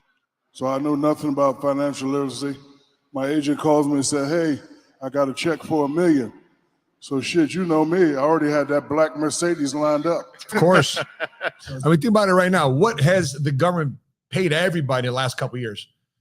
And you can't get mad at the fact that these stimulus plans, who ended up with all the money? Was it the multicultural middle class and poor people got the money? Well, they did to an extent, unemployment checks and stimulus checks, but where did the money end up? End up with the rich. Why? Because they had the businesses. So those that didn't have businesses, those that were considered consumers, consumed the cash to who? The generators and the producers. And so as you're watching this, you got to ask yourself this question. Going forward, do I want to consider myself a consumer or consider myself a generator or a producer? Because the world favors, and the tax code of America favors, generators and producers. Perhaps time for you to make the switch from just being considered and calling yourself and having other people call you a consumer. So I said, I'm about to go get the Mercedes with the wheels, the pull-out deck. So it costs $150. So when I get back to the crib, my dad said, where's mine at? Of course. So in my mind, I'm like, $1 million, mine is $150. Shit, I got $850 left, right? So I go buy him one, I go buy Cash. my mother one. And I gather he's buying these cars cash due to lack of financial literacy. So if you want to hack your way into getting the exotic cars and the cars of your dreams, I got a video right here to watch how I pay for my Rolls Royce and pay $24 a month. By the way, I've already traded this in. A new toy is coming here in the next couple of weeks, but the premise is still true. The principles are still true. If you buy it through a corporation because you educate yourself about financial literacy and you get in business for yourself, I'm definitely a lot watching of that tax video. benefits. You guys want to watch that and you video? can be driving your dream We're gonna watch car that and video. living in your dream home a lot sooner than later. You know, I get some I ice, definitely- get some I definitely earrings, need that get a new couple Rolls Royce, suits. yeah. So I get a call from the bank manager. He says, you spend $1 million. And I was like, no, I didn't. So then when I'm Yeah, because in his mind, he's doing the math. I just spent this on 2-3 cars. Never So gonna it's a jury. drive it. How the heck did I spend already $1 million? I'm looking at the paperwork, I see FICA. Now I get mad. I'm like, hey, I don't know no motherfucking FICA. He's just 200,000. He probably had another F word in his mind outside of FICA. Break it down, Shaq. I had no idea what FICA and income sales tax. By the way, how many, we're watching this right now. What is FICA? Put it in the comment section below. What is FICA? You know what FICA is. State tax, I had no idea what that was. So then I Yeah, said, can somebody put in FICA? I don't want What's to be like the FICA? rest of these In chat NBA room. players. Appreciate I got you to guys. teach myself. Okay, bottom line, guys, if you didn't see it, he didn't say it, but FICA is basically taxes. Because here's the thing. As a player in the NBA, a player in the NFL, you are considered an employee of the league. Sure, they give you a check, but that's given to you as a W-2. So unlike somebody like myself and many of my peers, we're in business for ourselves. So in other words, when we bring in revenue to our companies and we spend through our company's expenses, like cars, like suits because they're uniforms, or like SUVs, property for business use, home rental for business use, home purchase for business use, everything for business use. By the way, great book for you guys to pick up. Lower Your Taxes Big Time.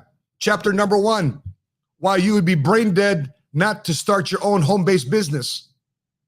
And so when Shaq is looking at his check, he sees FICA right away, never accounts for it, and boom, right there, taken, money's taken. And so if you're in business for yourself, the last thing you pay, however, is then taxes. See, that's the rich people's game. It's a rich people's game. First thing I got taken when I was in the military, FICA, income taxes, gross pay, and then you have your net pay. How many of you are frustrated with that? Shaq is learning this a very hard way at 18, 19 years old as a young professional basketball player. And I think many of you also experience that too as well. You work very hard at your job. You work at T-Mobile, you work at Verizon, you work at whoever, you work in the shoe store, in the military, you're a cop, a firefighter. But you got to consider that the first few hours of the day is just meant to pay for Uncle Sam in terms of income taxes. And I know the frustration is high because now you got to pay more money for gas and food and baby food and diapers and rent, everything. So you're paying Uncle Sam in taxes. You're paying for the high cost of goods and services. What's left over for you? That's why you're watching the 7-Figure Squad YouTube channel, because you want to think like a millionaire, strategize like a millionaire. So therefore you can become a first generation cash flow millionaire. And so get ahead of the money game. Because this is something that we don't know. Like, you know, my family work paycheck to paycheck. We never had no money, but I had to get that Benz. I had to get my mom a Benz. Like, I just had to get that first. So after I spent that $1 million in a day, I sort of, educated myself. And it's okay not to know nothing. By the way, just I spent last week with a good friend of mine, mentor in the business, big brother in the business, and he's a business manager of Latino celebrities and artists. And the word around the financial advising world is that professional athletes are actually the worst clients to have as a financial professional because they do stuff like this. And by the way, can't blame them. They grew up their entire life ready for the big show. They finally get drafted, finally get the signing bonus, they finally get the contract. Of course you want to blow your money. It's just human nature. We're talking serious income. And the way that they do that. Don't need a real estate license? Don't need a license. Don't need credit? It's in all of us. What happens when you get your tax refund? You blow your money. What happens when you get a big bonus? You blow it on something because I deserve it, right? I deserve it. Again, we put ourselves under these type of pressures. And then you ask yourself, did I really deserve it? Do I deserve this pressure? And that's why financial literacy is so important. So therefore, you start detaching yourself from making emotional decisions with money, and you can make a little bit more logical, pragmatic decisions to benefit you in the future, because all money is a tool. All your money is supposed to be working for you. Money's supposed to be your employee. Money's supposed to be working for you. You ain't supposed to be working for money long term. So if you don't know nothing, you just ask questions. Yeah. So everybody I saw that was successful, how you do that? How you do that? How you do that? Good for him. And the first book I bought was The Dummy's Guide to Starting Your Own Business. Everybody should get that book because they give you all the answers on how to start a business, how to be successful, what to look Shaq's giving you game for. So after that, I became a little more literate, but I still didn't know a lot. Then when I went to LA, Magic was having a function. He got some praise. I got a little bit more praise. I thought I was the man. And he said, it's all right to be famous, but at some point you want to start owning things. I didn't know what that meant. Oh, this should give you a lot of relief out there for those of you building your social media profiles. For those of you building your social media profiles and you actually have a business, congratulations. Because the pending looming this recession is about to expose a lot of people. Just because you have a lot of followers on social media doesn't necessarily turn that into revenue in your bank account. Just because you have a lot of followers on TikTok and YouTube and all this different stuff doesn't mean you have any more cash flow coming your way. And guess what? When the recession hits, we're going to find out who's been swimming around without the trunks on because the tide is pulling back and it's going to expose a lot of people. And so just because you got a lot of followers, I've seen people with 200 followers and 20,000 followers and 30,000 followers make a ton of money. One of our guys right here had 1,500 people following him on his Facebook profile. Next thing you know, he's educating people about finances, educating people about retirement plan, educating people about this stuff I'm talking about in insurance and getting an insurance license and getting business for yourself, et cetera, et cetera.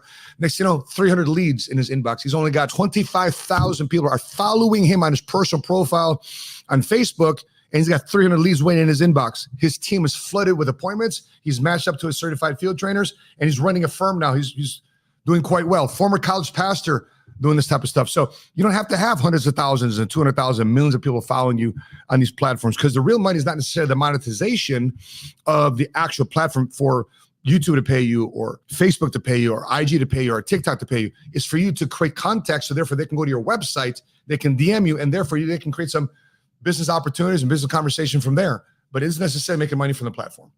So I went back to the book and I'm looking up sole proprietorship, corporations, joint venture, all this stuff. Yep. And I'm devising my plan.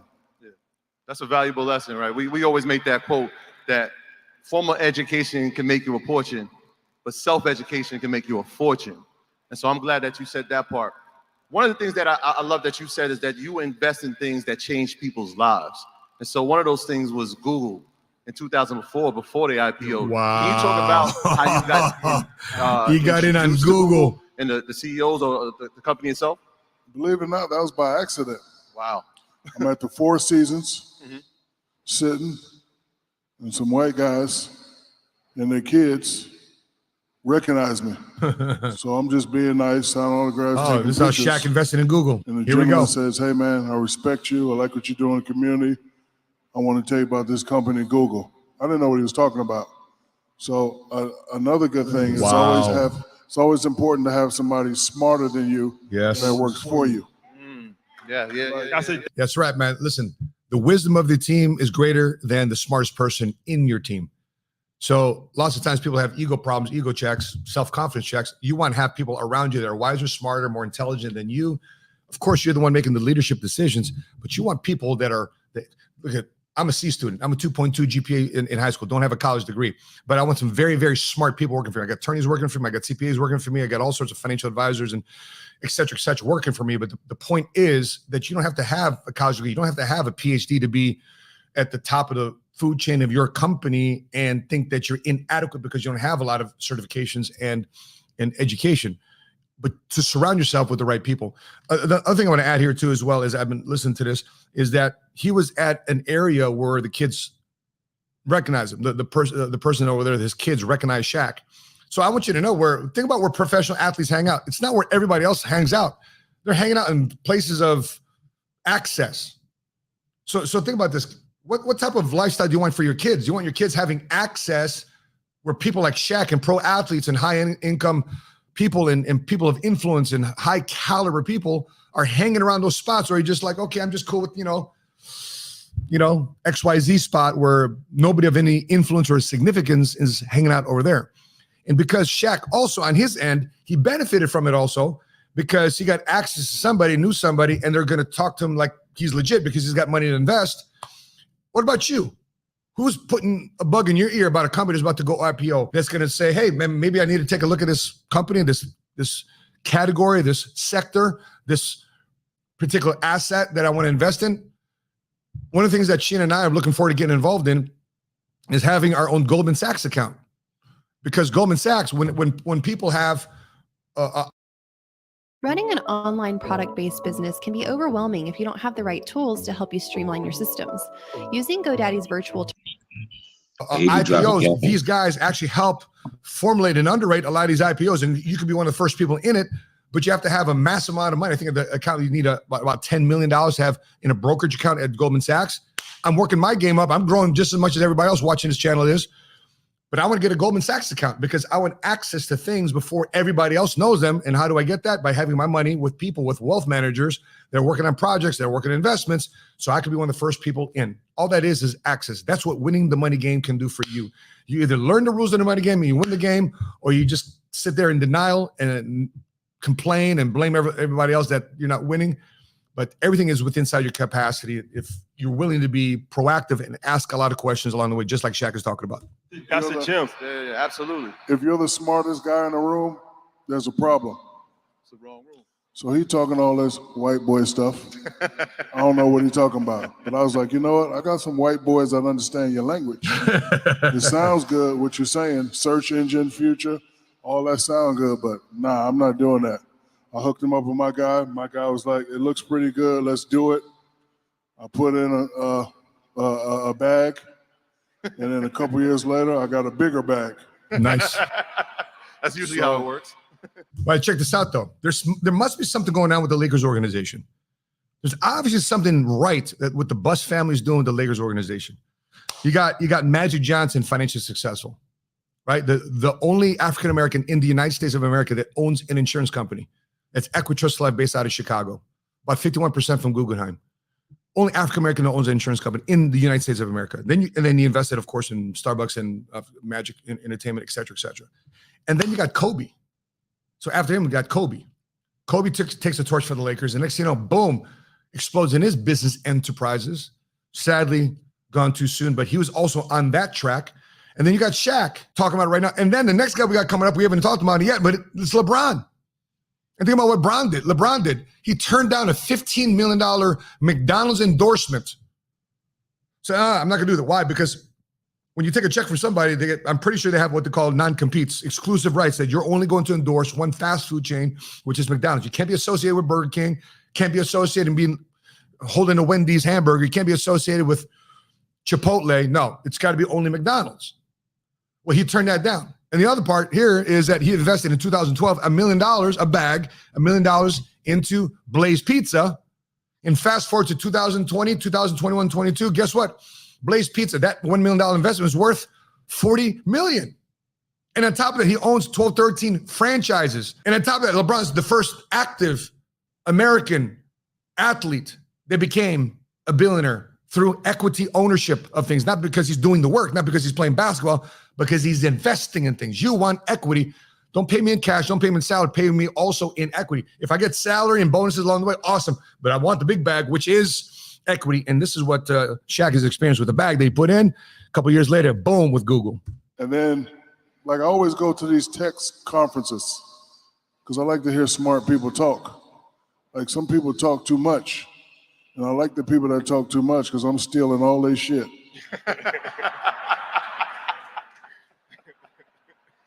So Jeff Bezos, somebody asked Jeff Bezos, how you get so rich? And he said, I invest in things that change people's lives. Boom. Shit. I love that, man. So, man, can I wait to see Shaq at I Irving? was coming out of the Orlando arena, and this lady was chewing me a new one. You MFers charging these babies $300 for shoes, blah, blah, here blah, we go. blah, blah, blah, blah. And I was like, ma'am, I don't make the price. I apologize. And I had some money in my pocket. I was like, here you go, baby. Go buy your son Jordans, whatever he wants. She smacked the money out of my hand. Wow. So at that point, I went home and I thought, Yo, wait a minute. Listen, a guy's looking to be generous, looking to bless your family. You smack the money out of his hand? What's that all about? Is that pride? Is it righteousness? What is that? Where does that come from? Whoever did. Would you do that? This guy, listen, I don't set the prices. I'm just here to endorse a shoe.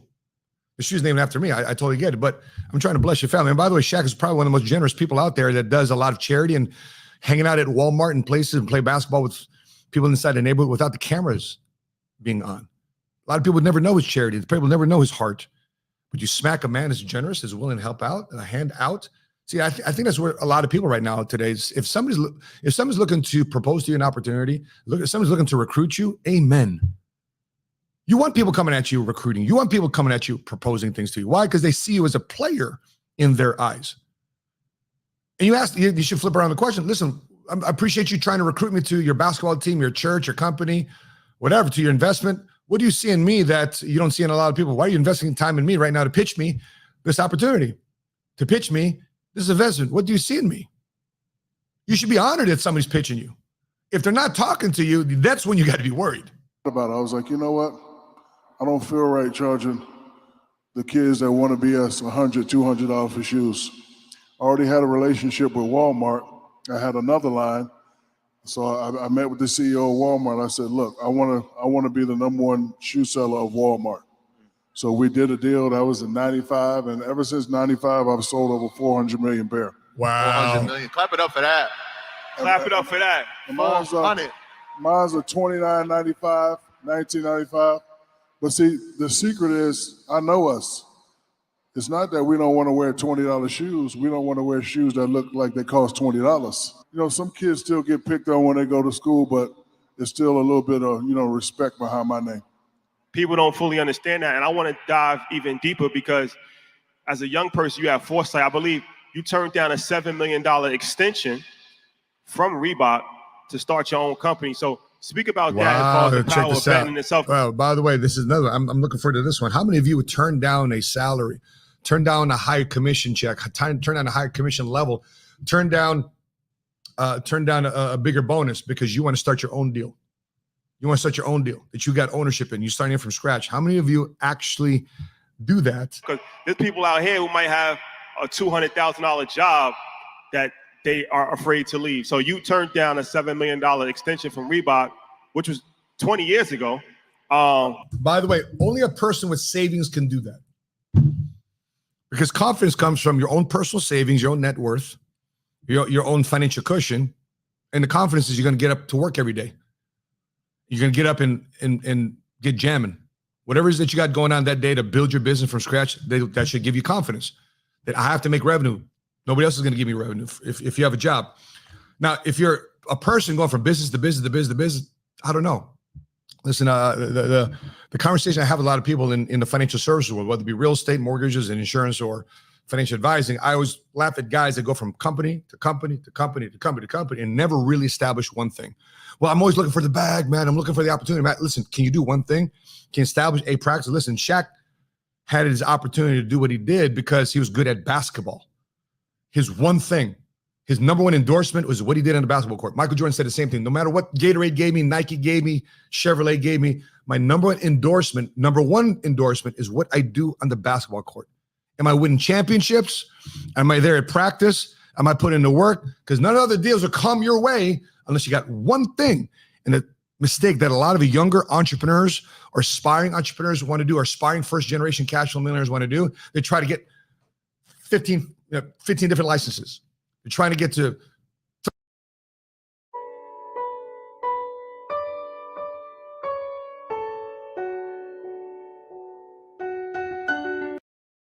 30 different opportunities all at once instead of focusing on one.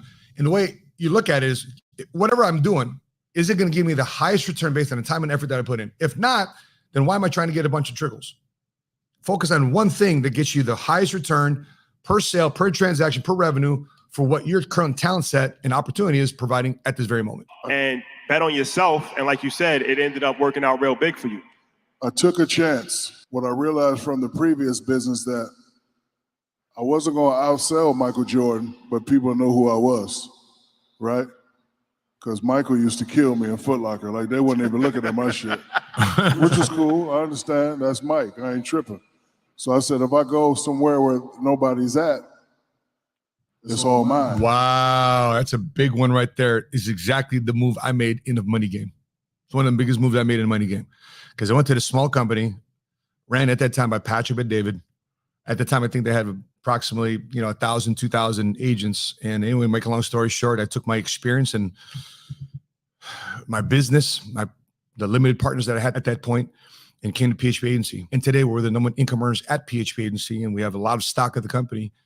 Better part is we create a lot of people make six figures and mid six figures and stock equity ownership alongside it too as well. So it's just not my wife and I winning. It's a lot of other people winning. Why? Because we were able to start a new company from scratch where we became basically a quasi big fish in a small pond, and we're able to exercise and grow. Because the first question I asked Patrick but David said, hey, can I co-brand?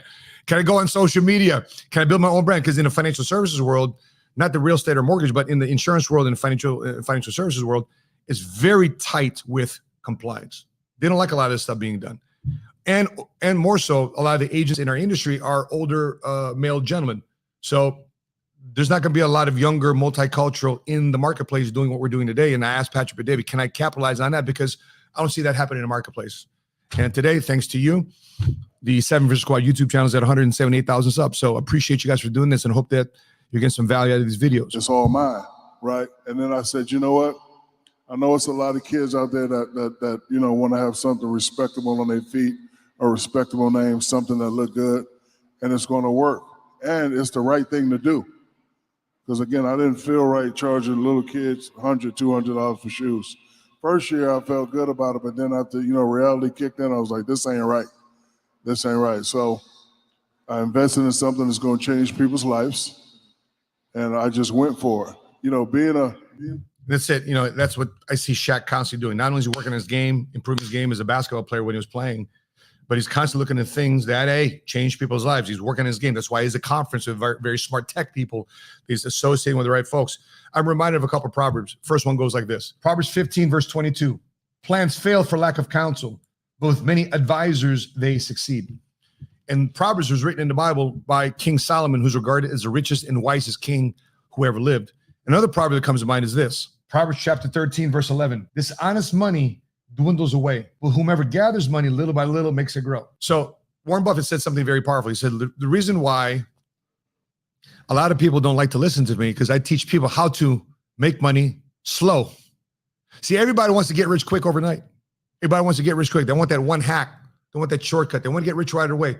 They don't understand that what you're seeing Shaq now do is the effort of what he was doing early in his career. You see right now, later in his life, but he's even with the cash flow he had as a player, championships, opportunities, endorsement, but he reinvested that money into what he is today.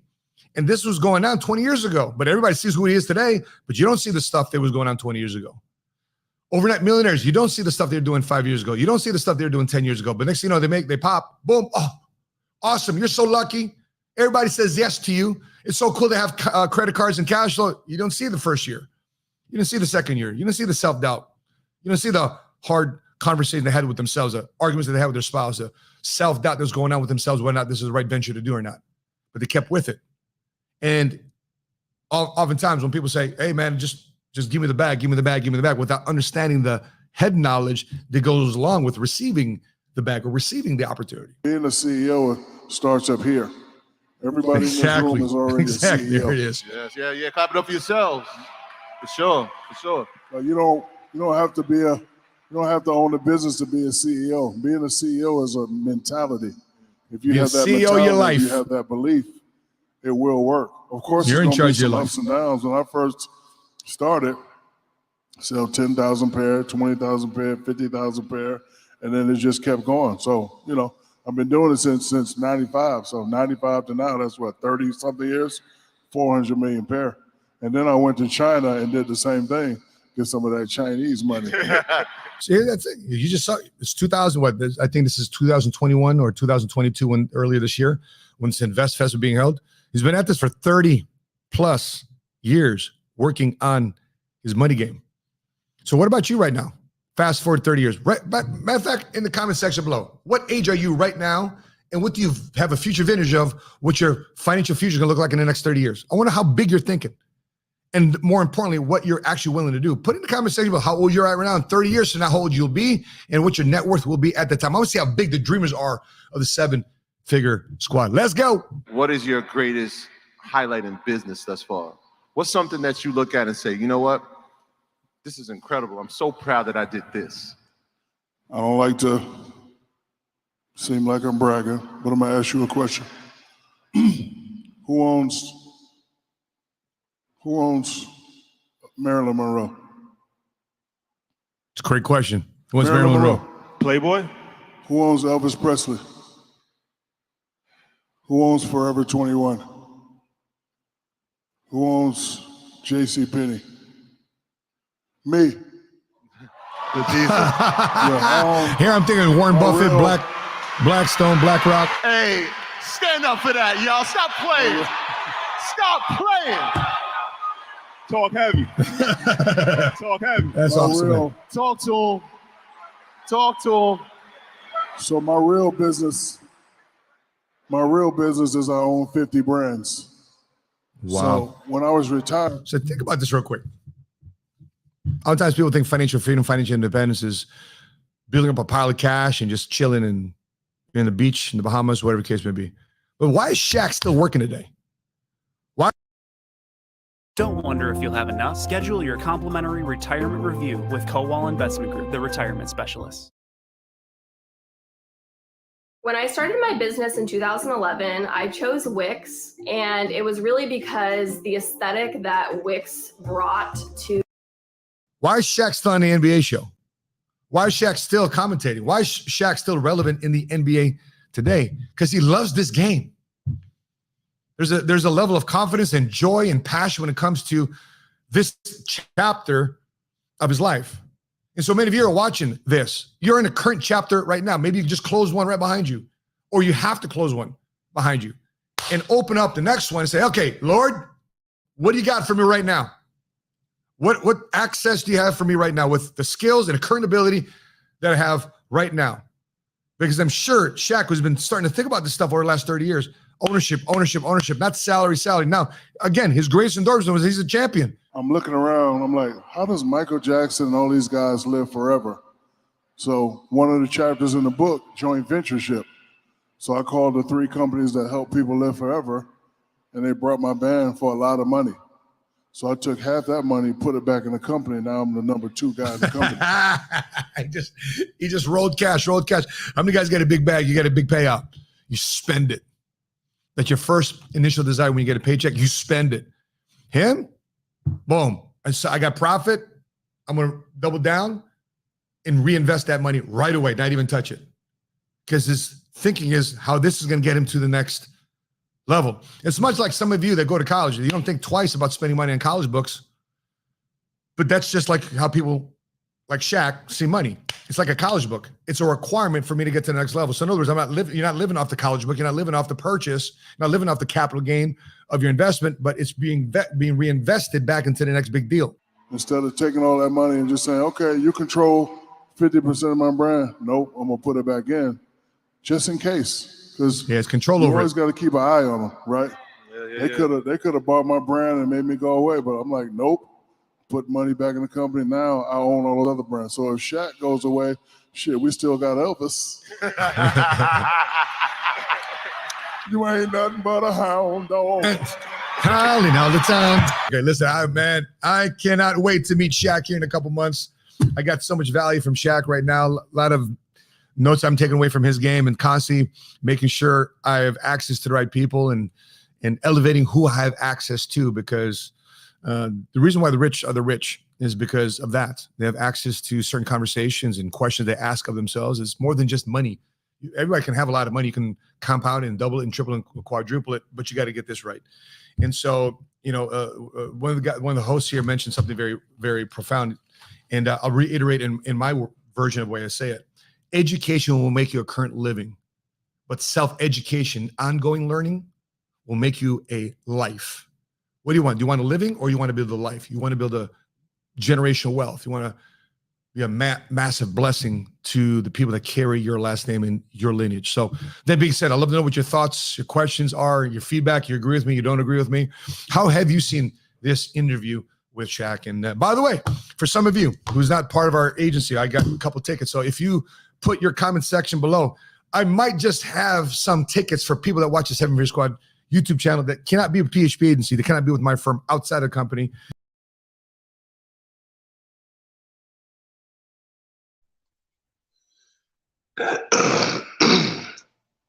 Yeah, man, I hope I ain't bore you guys, man. Hey, man, shout out to everybody, man, that think like a millionaire, man. Key thing he said at the end of that, man, in my version, hustle for your last name, your family name. You know what I'm saying? It's very important. You know what I mean?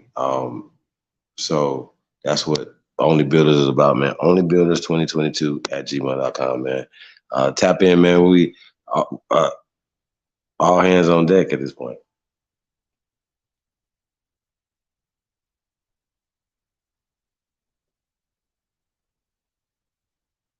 So yeah, man. Peace to everybody, man. Hit me up, chiefholiday@gmail.com, man.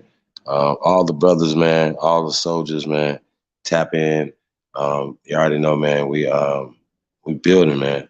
I know for a fact that we're stronger together. You know what I mean? And some conversation that we got to have them offline and and have candid conversations amongst men. You know what I mean? It's just important, brothers.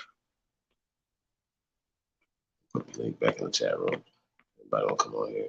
Shout out to the original one in the building. It's cool to come on here. You know, a lot of times we get to vent online, but honestly, a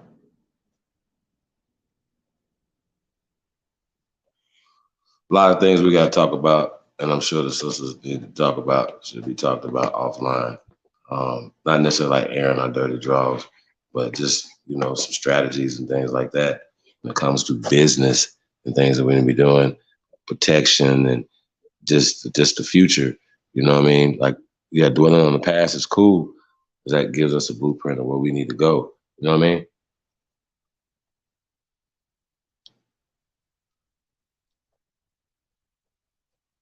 I know y'all waiting on this Tariq Nasheed video.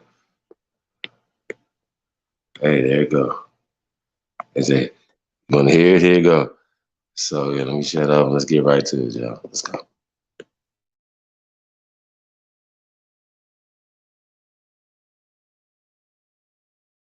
We can't. We can't. Lord. Boy, these folks come over here and tether it up. They do everything they can to undermine us and make excuses for white mommy and white daddy. And they use their black face as a proxy for white supremacy to act as our spokespersons. No, thank you. Where we at, family? Hold on. Where we at, family? Hold on. Where we at?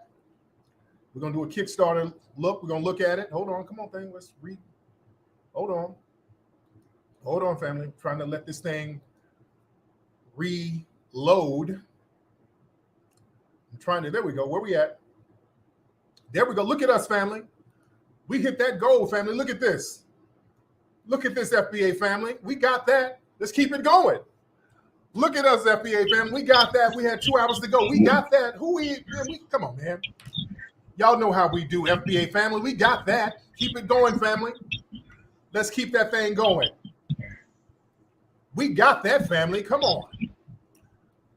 I knew we could get that. Man, we are foundational Black Americans, man. We are the culture of this land, ladies and gentlemen. Let's keep it going for the next 2 hours. Let's keep it going. Come on. I knew we could get that. Man, we are the cream of the crop. We are the culture here. We did that, ladies and gentlemen. Come on, FBA. Who are you? You better look in the mirror and give yourself a high five and a fist bump. You know who you are. Don't ever let nobody make you forget who the hell you are, foundational Black Americans.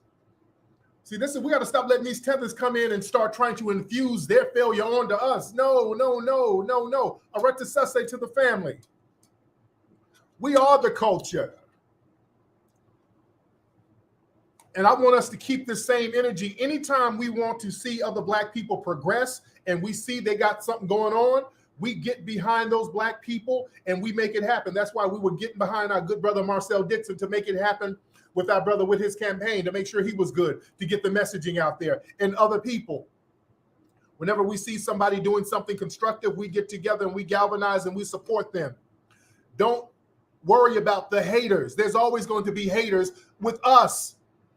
And usually these haters are non-FBA tethers or people with some kind of sexual intersectionality type of thing going on. Anytime we want to get something popping off, yeah, we're going to have haters. People always want to hate on what we're doing as foundational Black Americans.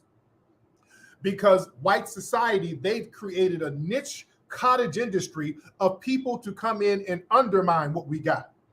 That's why anytime we start getting something going on our own, all of a sudden somebody shows up with a janky hairline or a divestment wig talking about how we need to forgive the white supremacists and how we can't do nothing and what we doing with all that money and all that. It's always some non-productive tethering. I want us to play past that. I want us to learn how to keep playing past that narrative. We are powerful people as foundational Black Americans. And for so long, we've let other people get us off code. And there's always people who are on the outside coming in trying to get us off code because they come from off code communities where they fail. We can't have that mentality where we're off code to the point of failure. You understand? We can't have that. We got to be on top of our square, ladies and gentlemen. You dig? Much respect to the family. We reached that goal. We're at 83K right now. We're doing great. Let's keep that momentum going, ladies and gentlemen. We're doing phenomenally right now, family.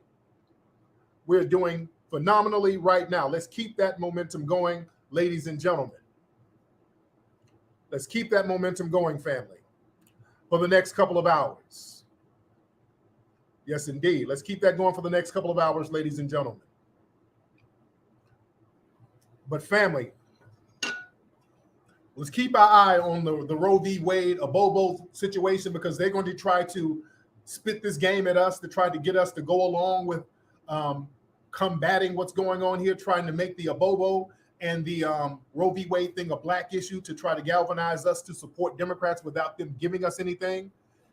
No, we're not going to play that game. It's going to have to be about tangibles with us. We got to get them tangibles, family. It's all about FBA and what we're getting. We ain't playing the people of color. We ain't playing the Black and brown. We ain't playing the minority thing. We're trying to get what we're supposed to get, and we're going to be laser focused, ladies and gentlemen. You dig?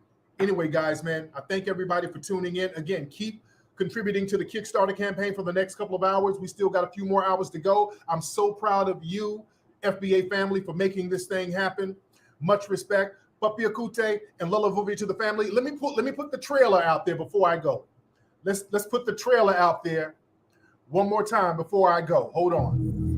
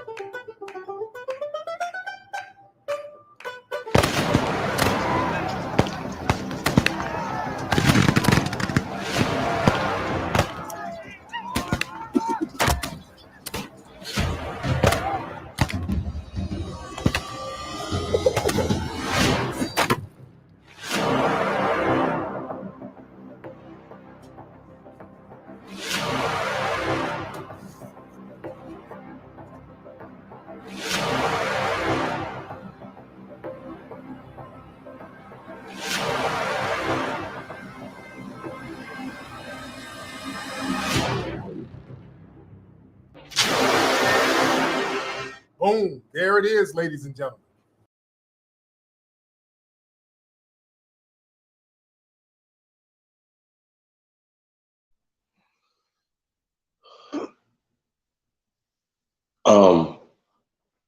I think it's interesting. I would like to get his take on the eugenics society, and should we still question the brother Tariq Nasheed?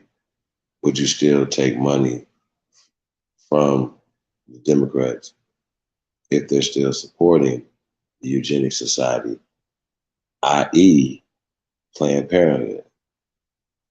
That would be my question to brother Tariq Nasheed. That's my question to you guys. Once again,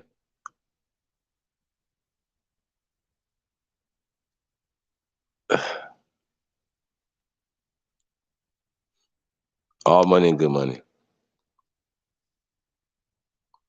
If we talk about tangibles, we're talking about taxations. We understand regulations and taxations.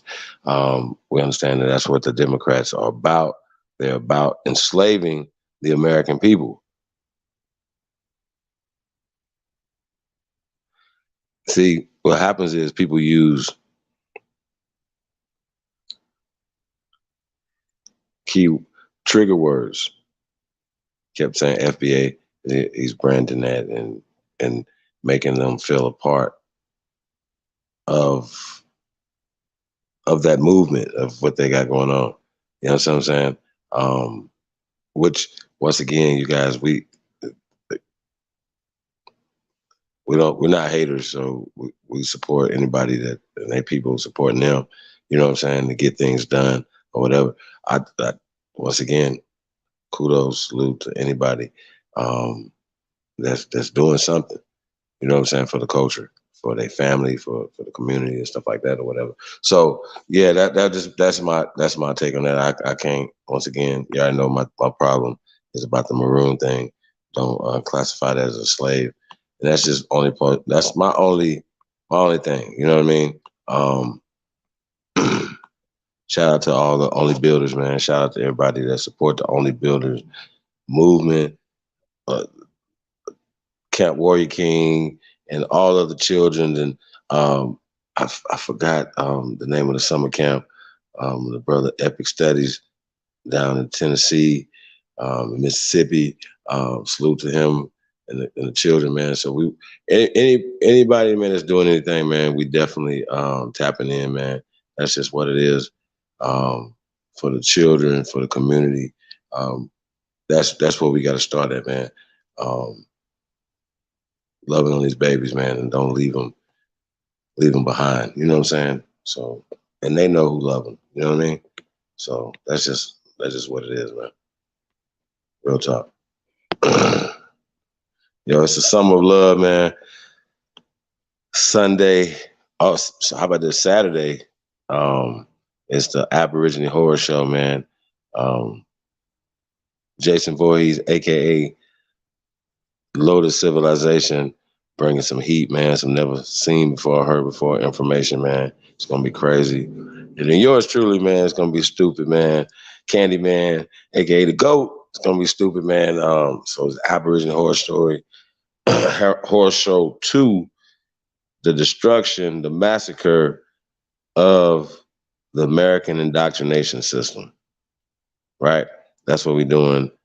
So it's part 2, man. If you guys haven't seen part 1, I think it was last August, man. It was stupid.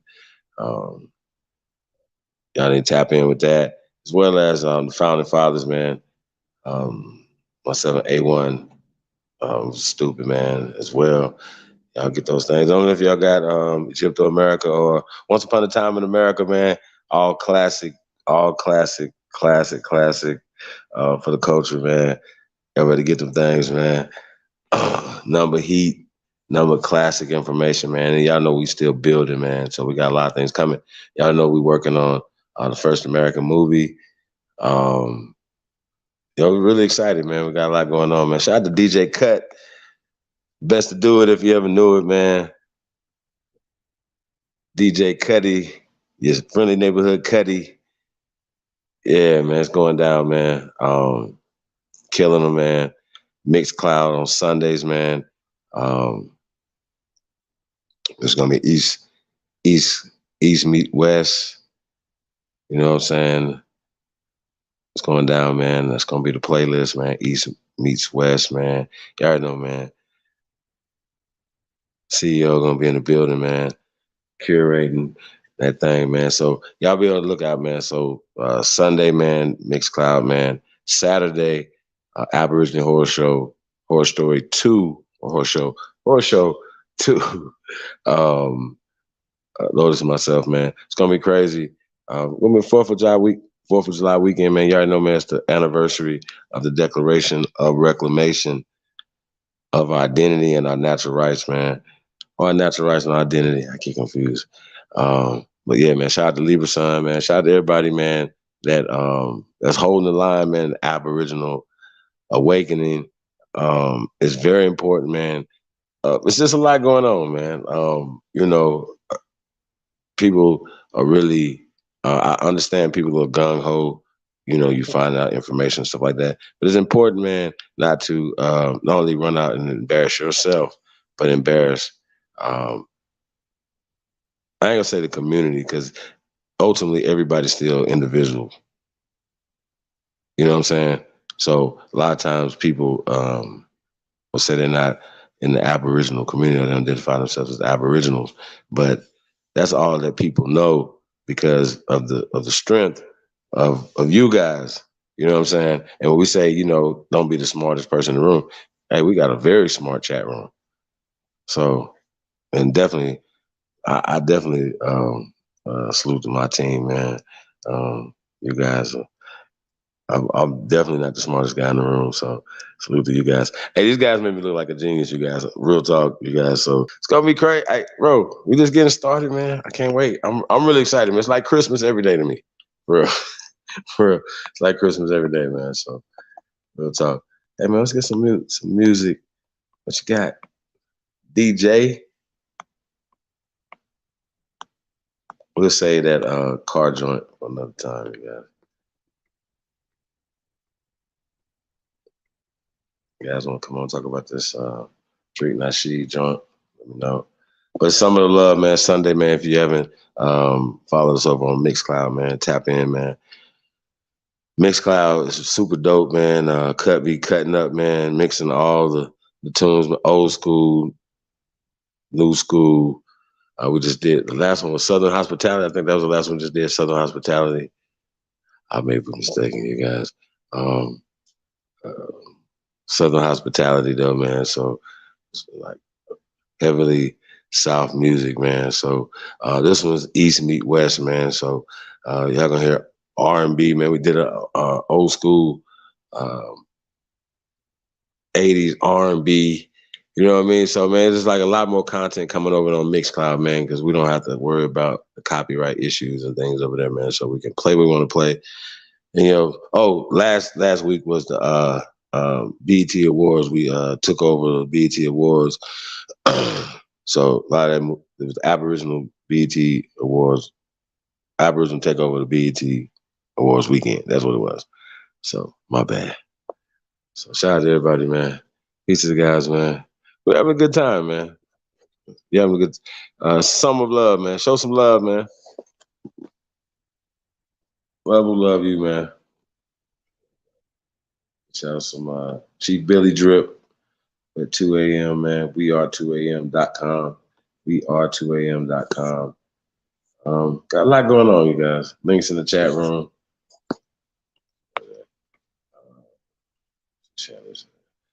Yeah, man. How y'all feel about what Tariq said, though? You know, like I said, I don't have no. I don't have no dog in that fight, y'all.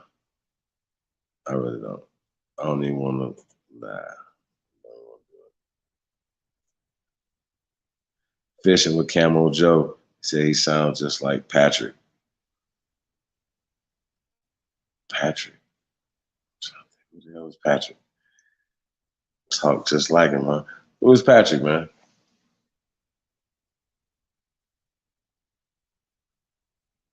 got to stop saying white supremacy. Well, he definitely got to stop saying white supremacy.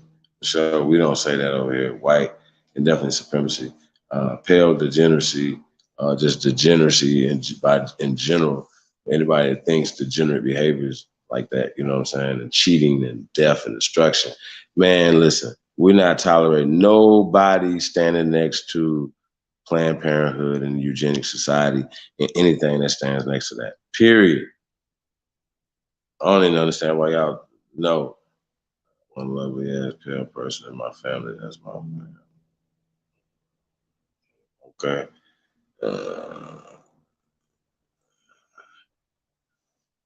That's what's up. That's what's up. Let's see. It's called ICAA Summer Camp. Yeah, what that ICAA stand for, brother? Fishing with Camo. Appreciate that.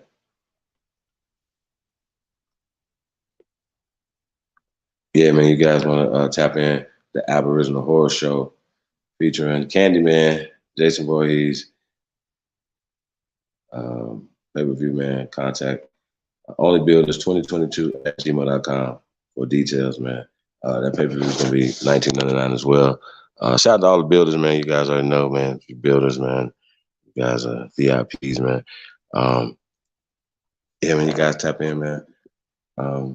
That's Saturday. And then the third is Mixcloud, myself, and DJ Cut. It's gonna be crazy, man. BET Awards. Yeah, I got you. BET Awards. Yeah, man. It was interesting BET track list, you guys. I'll say the least. So we had some Aboriginal music mixed in there, so that's what the Aboriginal takeover is about. So like I said, shout out to DJ Cut, man. Shout out to y'all big homie, the one and only, the CEO, man, doing her thing, y'all. Just said what's that right there? Valuetainment. Okay. I see what that is. What's going on with that? Yeah, y'all got to let me know about that. Let's get some music. Say we won't be that long, man. So y'all want to come on and chop it up. I won't keep you guys all night, man. Y'all got better things to do. Tomorrow's Thursday. Hey, man, it's Christmas, man.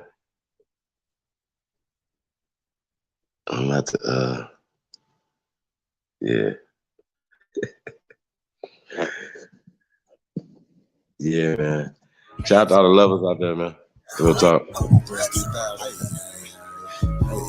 Shout out to Threads 2000. Hop Town. Louisville. Let's get it. So what's happening? Government and all y'all cross the line. So what's happening? My ancestors wouldn't like you cross the line. So what's happening? We original, y'all GMO, y'all lying. I do this for my Nietzsche, my Nietzsche, my Nietzsche, my Nietzsche. Oh yeah, my Nietzsche, my Nietzsche. I do this for my Nietzsche, my Nietzsche, my Nietzsche, my Nietzsche, my Nietzsche, my Nietzsche, my Nietzsche. I do this for my Nietzsche. Should've left me where I was, cause I ain't never scared. Took that little ice off my neck for this Earl head. My nation, my Nietzsche, someone thorough said. Real Americans, still pure blood, we thoroughbred. I'm like, let my people go and just take me instead. When it's red or blue pill, I'm only choosing red. I'ma always choose my people, you can keep that bread. Our government owe $1 trillion, you can keep that bread. If it's one thing Jim Crow is showing me, I don't want no white folks ruling over me. I don't want no politicians ruling over me. I don't want no po-po ruling over me. Only somebody just like me gon' treat me like me. I'm Anya Cherokee, the chief and Dr. GLE. I'm still a G like DST. Might not be as G as me. You think you free, but you need remedy to be as free as me. I'm from the hood, I'm still waking up my people. They got us good, they still hating on my people. When it comes to fashion, the whole world wanna be like us. When it comes to music, the whole world wanna be like us. When it comes to dance advancing. The whole world wanna be like us. Foreigners are doing everything, trying to weaken us. Sports, y'all can't fuck with us. Rhythm, know we killing y'all. Anything involve a ball. Mentally, we figured out the cosmos. After all inventing shit, we smashing y'all. It's time to take through asking y'all rights by blood after all. Vatican and the Smithsonian got all our shit. Artifacts and relics still keeping us away from it. When they say that was a long time ago, that's racist shit. Y'all holy land keep stolen shit. We don't need y'all holding it. Reverse engineering our technology, controlling it. Gave it everything you got, but you can't put no soul in it. I ain't go see the new Matrix cause I'm living it. Everything is not what it seems, but I'm killing it. Can you afford to pay attention who you living with? Now they trying to mandatory vax, but is you getting it? Fall back off my knees, I'm peeping y'all tactics. This ain't no earth war, this is galactics. Goddesses and gods warming up like practice.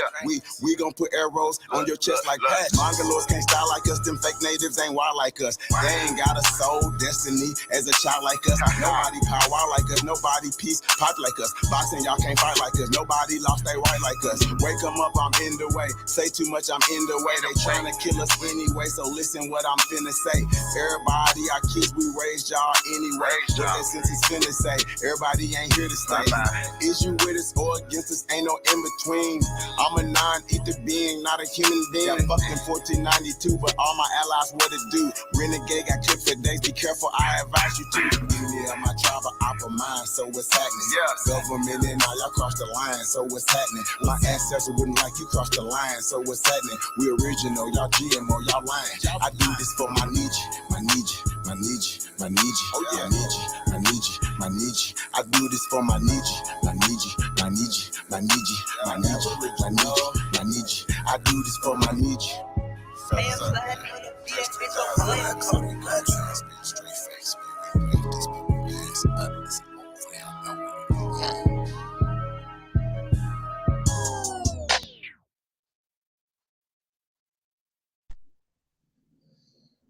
Yeah, man. Threads 3000. I need you.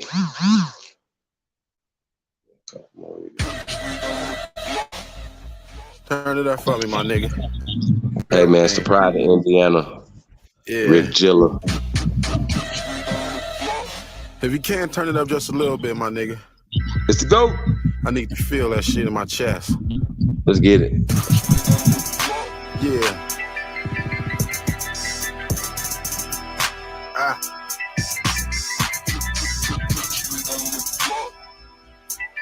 Supreme, nigga. Supremacy.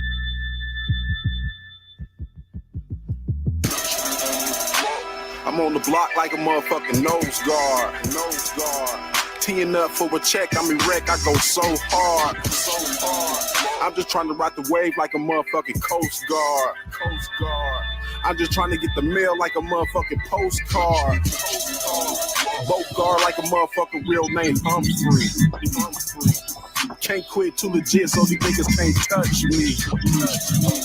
Cock the hammer, keep the tool like a motherfucking handyman. Top of GI. Better come and get your man, for you have to call an Amber man. Hammond. And I'm smoking on the blunt of Afghanistan. Point aimed and shoot like a motherfucking cameraman. Fort Wayne. I'm just sticking to the script like a motherfucking thespian. What up, Muncie? I'm just trying to hit a lick like a motherfucking lesbian. On the block like a nigga playing Tetris, nigga. Tetris, nigga. Shout to Terre Haute, Indiana. Like a nigga named Pettis, nigga. Push a nigga with like a fucked up barber, nigga. Slide through, drop bombs from your block, Pearl Harbor, nigga. I've been doing this shit for a long time. Nigga, something like the sun, guaranteed that I'm gon' shine. Got shirts, got work, got perk, got plugs, nigga. Got lean, got beans, got green, got drugs, nigga. One call, that's all, and the nigga getting wiped out. Got your bitch at the crib right now, getting diked out. All the shit he tryna do, swear to God that I been did. Rick Jill been the shit, goddammit, and I still live. You ain't never seen the fabric of the cloth that I'm cut from. Take a look at where I'm at, wouldn't believe where I come from. On the block like a motherfucking nose guard. till you never a check. I'm a wreck. I go so hard, so hard.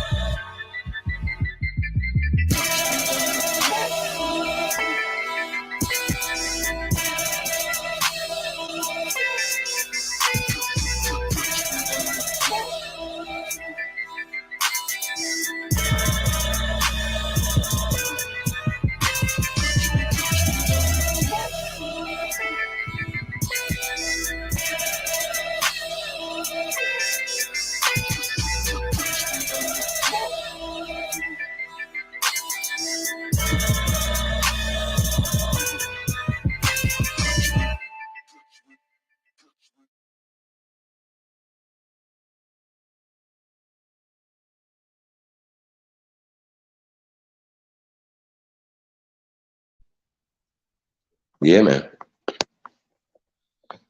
Shout out to everybody, man. Appreciate everybody, man. Tapped in, man. Really do. Real talk.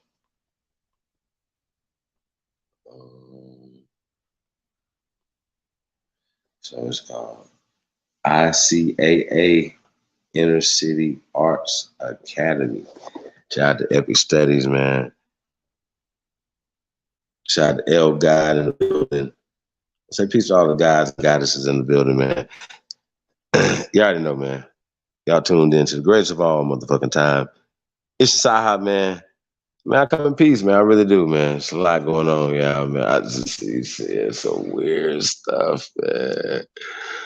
Oh, God. I just gotta take you guys' advice on it. It ain't, I guess everything ain't every cup of tea. You know what I mean?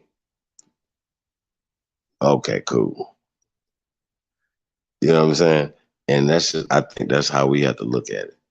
And just can't be deterred from the mission. You know what I mean? When I said, where was Ty Data? Shout out to Ty Data. Ty Data always have a home here. You know what I'm saying? Ty Data is a pillar, you know what I'm saying? Just in revolutionizing just YouTube and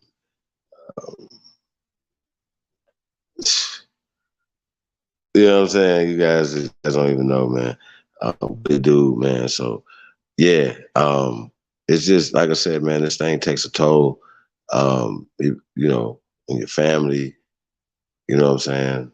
Life, you get caught up, man, and just So a lot of people, we have people that are no longer here on this planet.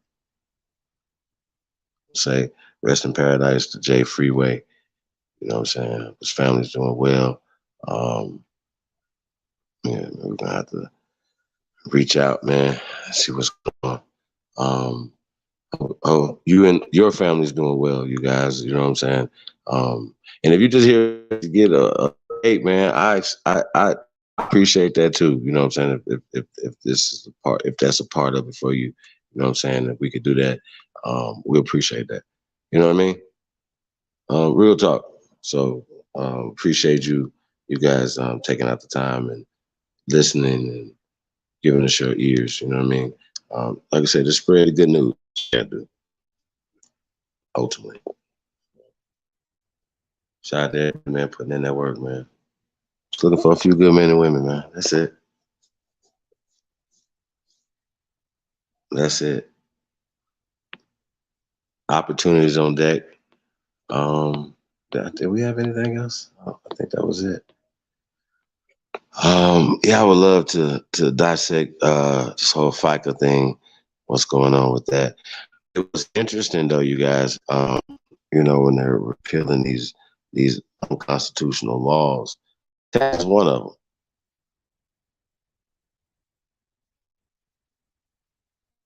I just want to throw that out there, just give you guys an alley, you know what I mean?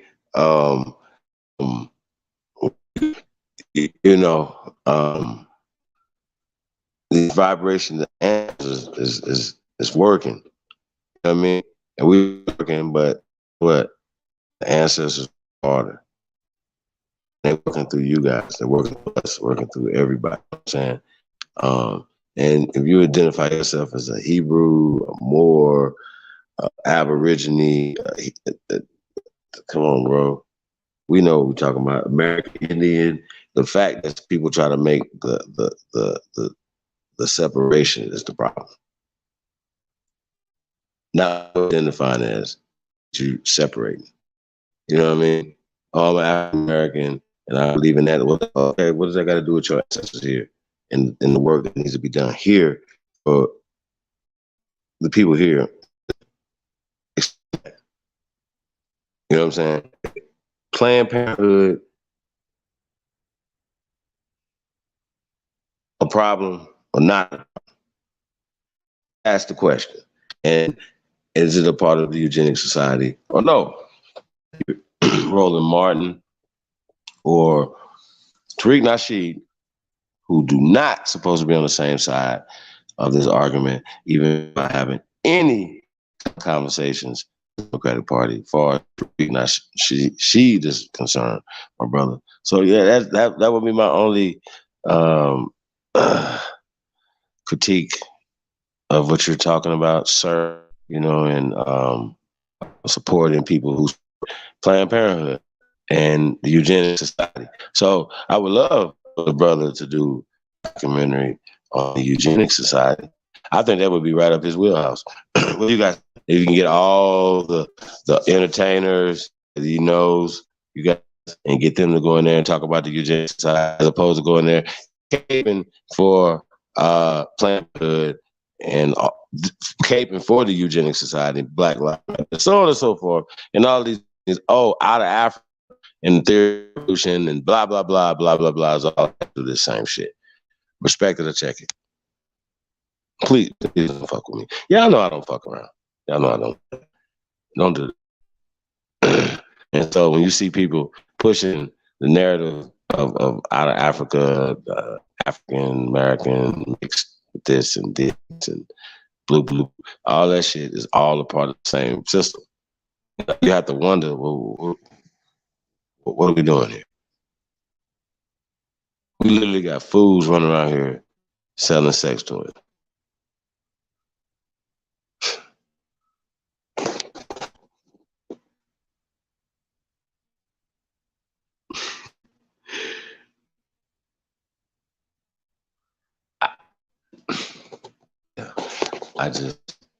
Man, rest in peace to Freeway, man.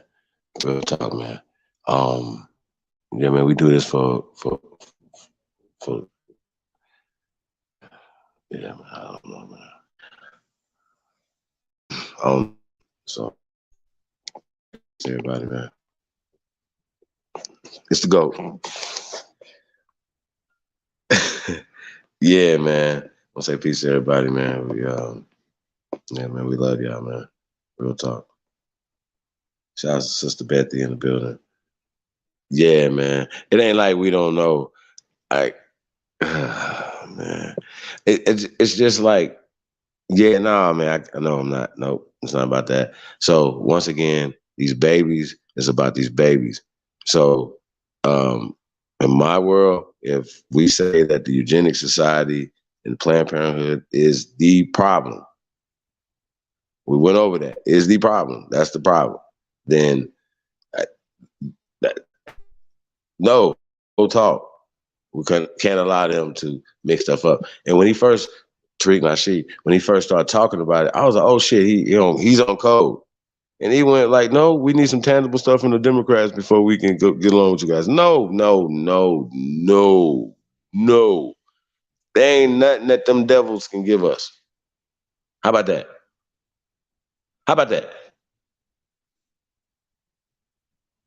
See, some shit ain't up for debate no more. Them babies are not up for debate. The medical society, y'all gonna bro. Are y'all serious right now? So yeah, no, we're talking about high mortality rates, infant mortality rates, and deaths of the mothers and stuff like that in DC. Like certain stuff shouldn't even be happening in the nation's capital. Stop it. No, we're not having no more these conversations anymore. We have to fix stuff. Demand it. You know what I mean? So, man, shout out to everybody, man, that believe in life, man, and believe, in nurturing life, man. Yeah, man. Real talk. Shout out to all the pro-lifers out there, man.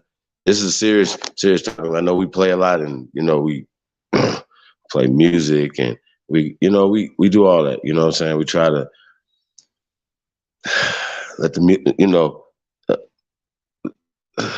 medicines, man. So we got a little sugar with it or something, you know what I mean? I go down a Cairo syrup or something, go down a little sweeter, man. Y'all already know, man, with that casserole is nasty. Ugh, nasty. You'd rather be sick than drink that. Remember? When you want to tell your grandma you were sick because you didn't want to drink that casserole. And you'd be like, what does it taste like? Just nothing. Yeah, man. Real talk. Real talk. Yeah, man. We got so much stuff going on, y'all. I'll be forgetting shit, y'all. I really do. Shit, man. Real talk, y'all. I think we're gonna get ready to start winding this down. It's tomorrow, Thursday. Yeah, man. Getting ready, man, for Christmas, you guys. So today is Thursday, essentially, even here on the West Coast, man. So shout out to Las Vegas, man. Shout out to everybody who's gonna be going to Las Vegas in August. Hey, man, salute to everybody, man, doing this work, man. Salute to y'all, man. Also, we got a few things we dropping, man. Shout out to Job Briggs, Thread 3000, Trey Ali. Man, shout out to everybody, man, that's doing this work, man. Shout out to King Azir. You already know, man. It's real important.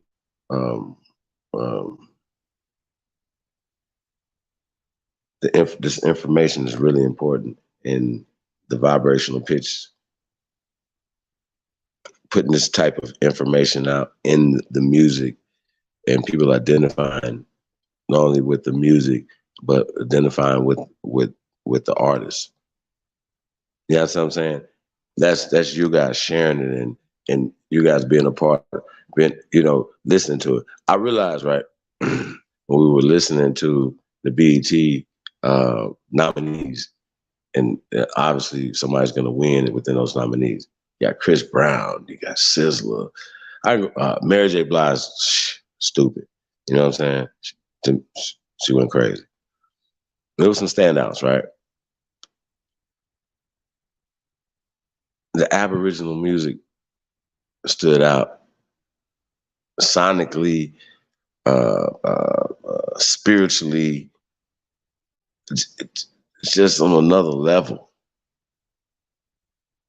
When you just understand the content and the vibrational pitches that these people are putting out. Except for the Mary J. Blige song was dope. You know what I'm saying? I look in the mirror and, say hello, beautiful. You know what I mean? I think that was a song. It was beautiful. It was dope. Like, you know what I'm saying? R&B, you know what I mean? Just vintage Mary J. Blige, and she did her thing. Somebody else did a dope ass record too, man. I can't think of the name right now. That stood out. But yeah, for the most part, most of it was trash. You know what I mean? Just keeping it real with y'all. Cuz said it sounded like somebody was scratching chalkboard. I thought that was interesting. He just said the music made him feel anxious.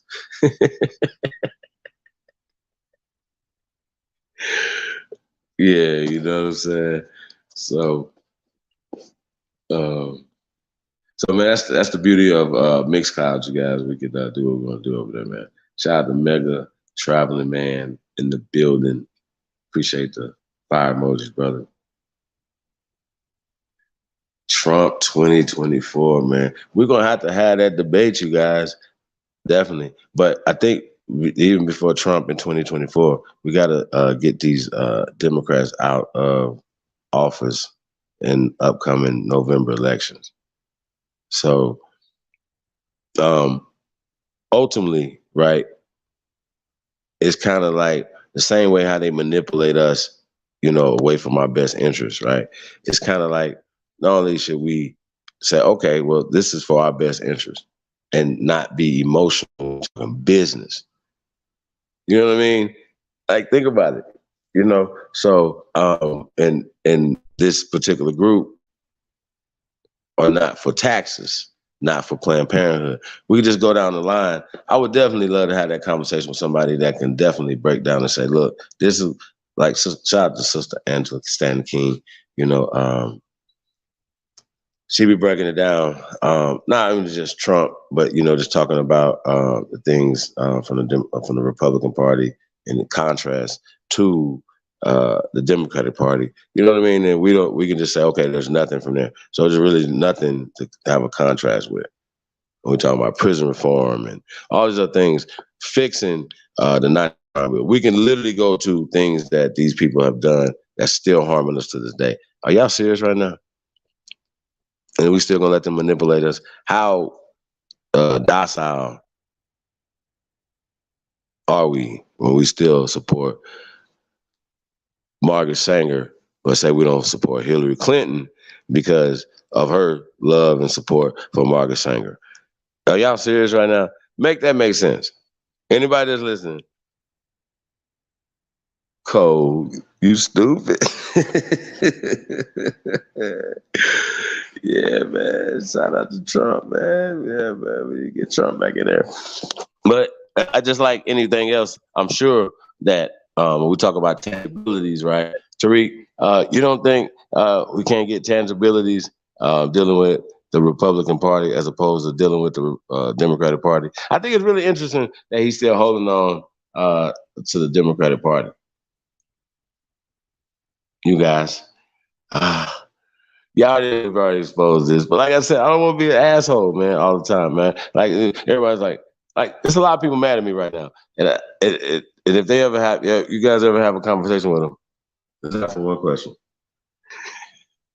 why? That's all you gotta ask them. Hey, man, why? Why is the problem, man? You know what I mean? Because I really, you guys, I'm a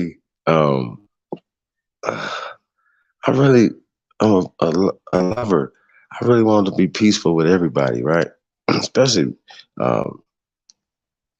people that identify as being Aborigines to America. Because I know what we're going through. You know what I mean? You know what I mean? So this is really interesting, man. So I be trying to, you guys be trying to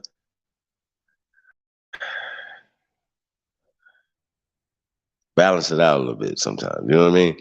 But it's hard. It's really hard, you guys. For real. I'm just saying, I'm a work in progress. Shit, we in hell. You know.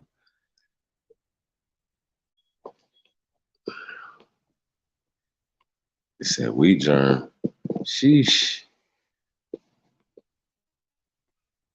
It was a Good Morning Gorgeous. That's it. Good Morning Gorgeous. That's a fact. Put that on there right there. Good Morning Gorgeous. Mm-hmm. Rain, what up, though?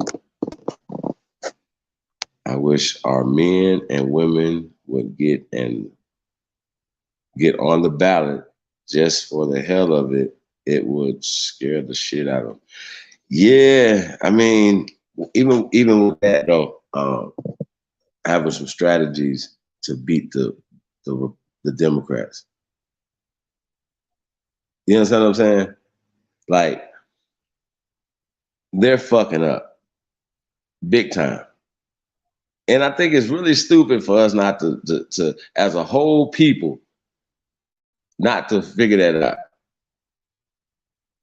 Like, just instinctively, like, we know that they're not right for us. You know what I mean? Now I gotta say, Trump, you cannot get Mike Pence looking motherfucker. Mike Pence, could have been the coolest pale skin you could ever see. But when motherfuckers see Mike Pence, you just see the absolutely the palest, pastiest Klansman you could ever, like, he would be the epitome of this, bro. Just the aesthetics of it alone was no bueno. All right, Trump, gotta get you some balance, man. I don't even know if there's somebody unimpeachable to run as his vice president. Who y'all think? We got Bethy. Bethy's a politician, you know, as well. And I say as well because there's other politicians amongst our group. Just be able to speak on that or whatever, like getting on the ballot, and you know what I mean. But let's say if it's 3 or 4 of us on the ballot or getting on there to get these jobs, seriously though, you know what I'm saying? And not only just from a Democratic side, if you're not a part of their Democratic machine, right? You don't agree with all hook, line, and sinker, everything they got going on, right? Including Planned Parenthood and everything else that hurts our people, right? Then you can't, you're not gonna get their support, so to speak. See what I'm saying? Okay, well, let's go see what's going on over here, and can we get some traction over here? Haru of the Great Lakes is in the building. I want to know what you guys think, man. Hold on, man. But put the link back in the chat room, man. I know he's about to get out of here, man. But I want to have this conversation since we got Trump 2024 in here. I agree, man. You know, not saying that I'm voting, because like I said, my vote is valuable. However, as well as, you know, me and my endorsement, stuff like that. So I'm not endorsing Trump or anybody. It's business only. But I still got the truth and how I see it. Like, you know what I'm saying? As far as the Republican Party, if you just had to, they was like, look, whatever, just you had to vote. This is one or the other. Not even a person in there. Party of this party. This principle, these principles.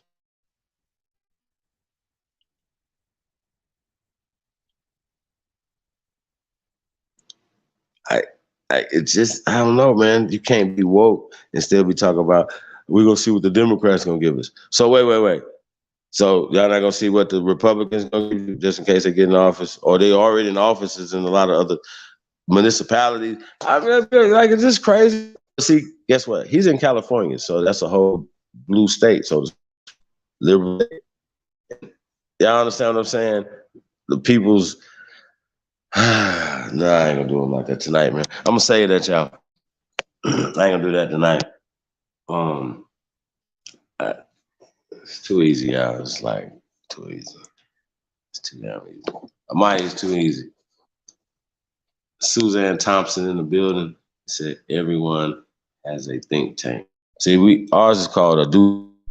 Suzanne, come join. Suzanne, where you at too, by the way? Where y'all tuned in at? We already know Amani. We international, y'all. Mr. International, by the way. We got Amani Bay in the building in Japan. Las Vegas in the building. Who we got in the building? Where y'all? We find out, man.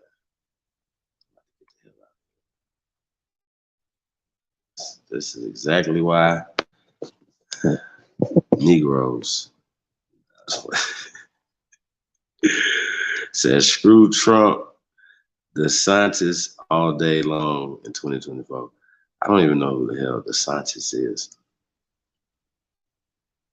DeSantis nothing.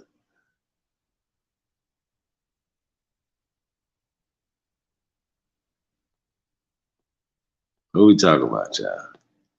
What's going on? Link is in the chat room.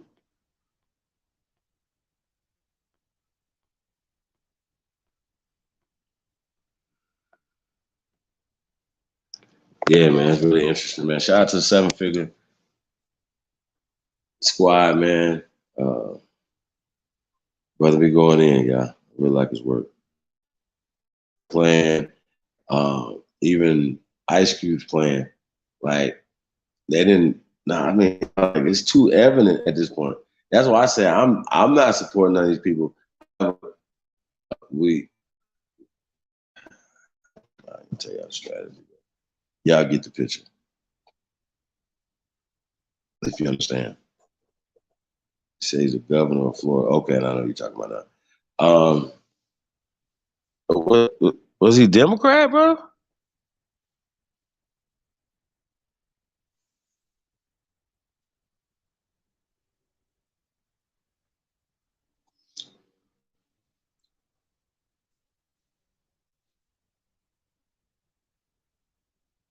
Is he a Democrat or a Republican?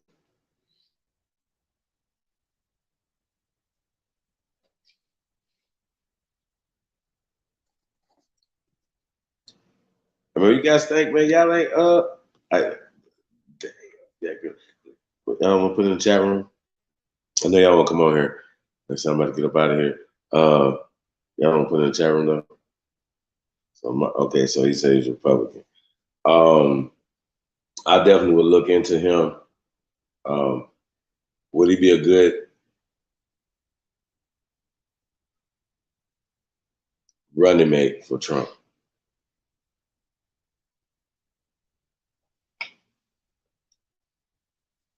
Because and the only reason why I'm saying Trump, and we can get into that conversation, but I don't want to get into the conversation with myself. Yeah, I really don't.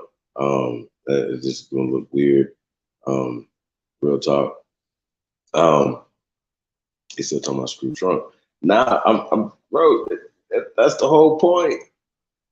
Who else would you want to put into that position? Somebody that you really don't. Yeah, man. Use screw them. You hear me? He is like a screwdriver. You hear me? I mean, wow, man. Come on, yeah. DeSantis for vice president. Okay, I got you set for president. I got you. I'm gonna check him out, man. I can't speak on it. I'm gonna check him out. Suzanne, you got DeSantis too. Let me ask you guys a question. I know you're in Japan, so what's so good about DeSantis that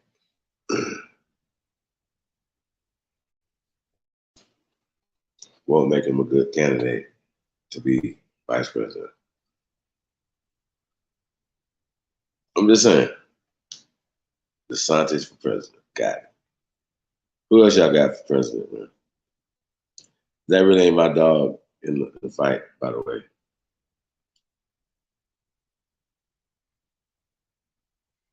Like,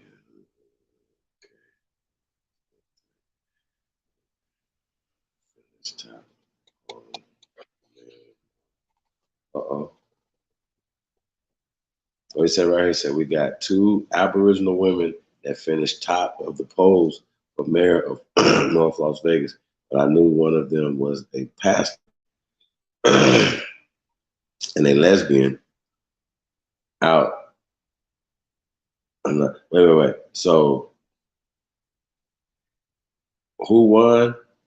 Like one of them won, or like the North Las Vegas. North Las Vegas has its own mayor, you guys. I don't really understand it, but I get it. You know what I'm saying? So it's still Las Vegas to me, you guys. It's just north side of Las Vegas.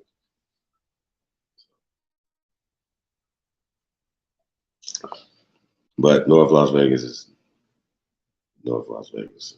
Las Vegas has its own municipality as well.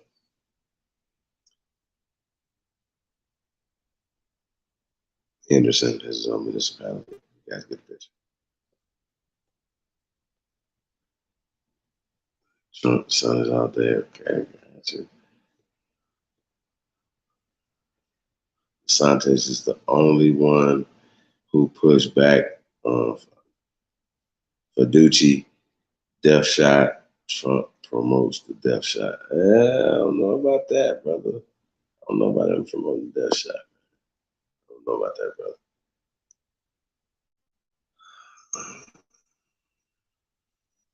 They both with Dems.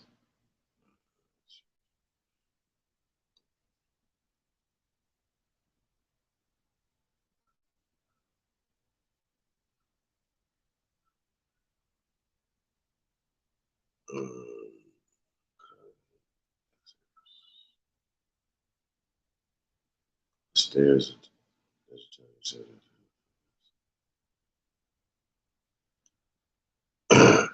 So you said that's a no on DeSantis. What about Patrick Duval?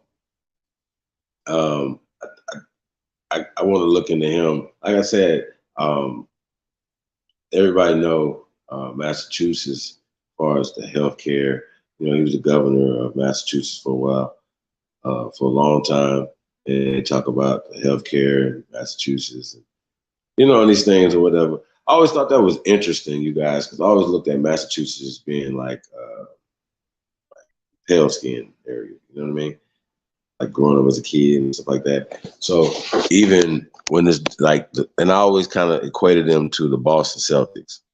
Yeah. And then also when you look in the stands, what you see in the stands at the Boston Celtics game, just think of that as a kid. So that kind of carried over as an adult. So you really didn't even think that people of color up there or even Massachusetts means people of color. We'll get back to that, right? So you get really confused because you'll believe that's the case. But lo and behold, see this dude, Patrick Duval, is the governor of Massachusetts. I'm like, damn, this is fucking me up. You know what I mean? Why is he there? How is he there with all these pale-skinned people there? Right? And so, you know, and you just, you know, you evolve and you start learning things or whatever, you know, but some of these fixed notions be in your head. But what's crazy is, that as long as you pushing the line for either party, I don't think that colors matters. I think they even use that against people of color. If y'all can understand what I'm saying. They be like, oh shit, they got a person of color in the governor's office. It's like being the president of the United States, as far as Massachusetts is concerned. And certain things didn't stop, or it started happening, you know, even more. You know what I'm saying?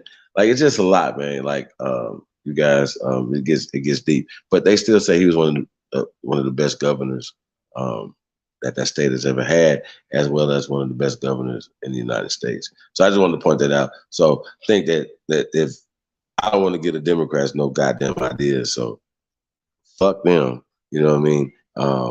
Like, I real talk, bro. Like, it ain't no coming back for me for them. Real talk. Shout out to Ricardo D. It's over for them. Promote the death side. Yeah. Yeah, that's bad. That's not right. Got to say, man. Yep. All those facts. Yeah, that's what they do. They use that to their advantage. And it's usually never, especially in the democratic system. How about having a goddamn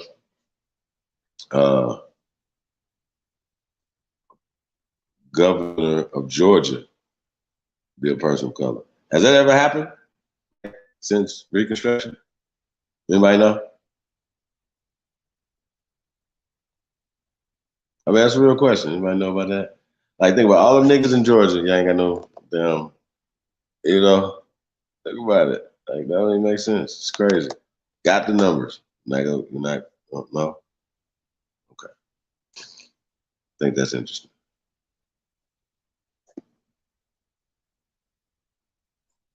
Well, you guys,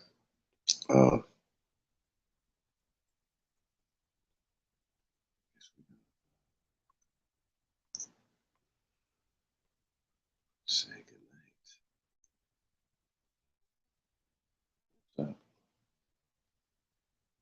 Some things to do. Cat nap. So yeah, man, I want to say peace to everybody, man.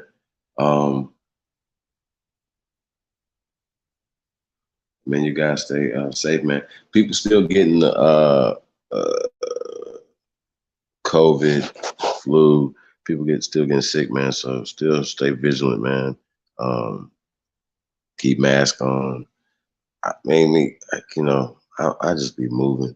I think I'm gonna start trying to limit my interactions and travels a little bit more. Like, you know what I mean? I know it's kind of hard to do that when we trying to, link up and, traveling and doing things, man. We're trying to reach our people, man. But yeah, it's still a lot of sick people out there, man. So gotta be careful. Talk whatever it is. Yeah, I'm gonna check that out, man. As soon as I get off here, trying to promote in the shot. Okay, I got you.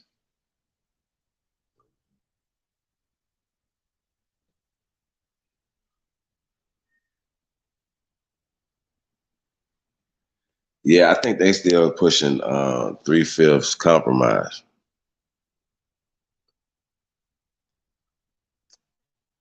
People be like, man, they gonna take away 3/5 compromise. That's how they. Hey, man, that's how I look at when they talk about Roe v. Wade. And they be like, man, they about to take away 3/5 compromise. What that mean? Yeah, man.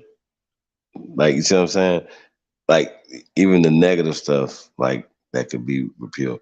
Like, even the taxes. We even had fools who like, man, we need to pay taxes. Like, what? No, taxes need to represent people that are most taxed, especially in a lot of these states and in these cities, these counties and municipalities. Like, what are y'all talking about? No. You know what I mean? Hiring, contracts. We know what it looked like, even in the worst municipality in America when Mayor Asia Brown, who was one of the youngest mayors in the country at the time, went in there and really did some work with a city manager, y'all. But it was with the help of the people, they pushed things through, you guys. We talk about that. We've shown that. We live that. So, like, oh, bro, yeah, huh? Really? Oh, that nigga, they said he had like the last 2 hours of the joke, like it just shot up there. You know what I'm saying? Like $15,000-$20,000. In the last quick hour. You know what I'm saying? Which, like I said, that's dope. It's dope. Super dope. You know what I'm saying? For me, once again, it's really definitely about getting the information out to the people. So it's levels to this. Because no matter what they're gonna do, we're gonna do what we're gonna do. You know what I mean? Either way, no matter what, it's still the culture is gonna move forward. Motherfuckers gonna look up what a maroon is. I'm sure that not that many people is gonna be that goddamn stupid not to look the word up. Like, you know what I mean? Like, and even if they look up certain things or whatever, it's it just means a runaway slave. You know what I mean? Like, that's why it's important for us to do that. So I'm gonna do a maroon show another day or so too. Might do something on that Saturday. Guys, I'm gonna add that to there, man. Sometimes we just be how we feel, man. Well, I know I do, so I can't speak for Lotus. Shout out to Lotus, man. Saturday, man. Aboriginal Horror Show, man. Jason Voorhees, aka Lotus Civilization, man. Yours truly, man, aka Candyman, man. It's going down Saturday, man. We ain't got time yet either, man. Like I said, man. Tap in for more information. Only Bill 2022 at gmail.com, man. $19.99 for that pay-per-view, man. And Sunday, man, you already know, man, it's the Summer of Love 2022, man. Man, DJ Cut, myself, man, Mixcloud, man, it's going down, man. East meets West in the mix, man. It's gonna be crazy, guys, man. So the play is gonna be stupid, man. I might start working on that tonight on my end. You guys, man, shout out to the CEO, man, putting in that work all the time, man. So really appreciate you. Yeah, man. So I want to say that, and want to say also, man, we appreciate everybody, man, that tunes in, support the channel, man, support the real, man. We really appreciate you guys, man. Salute to everybody, man. We're going to get up out of here. We out.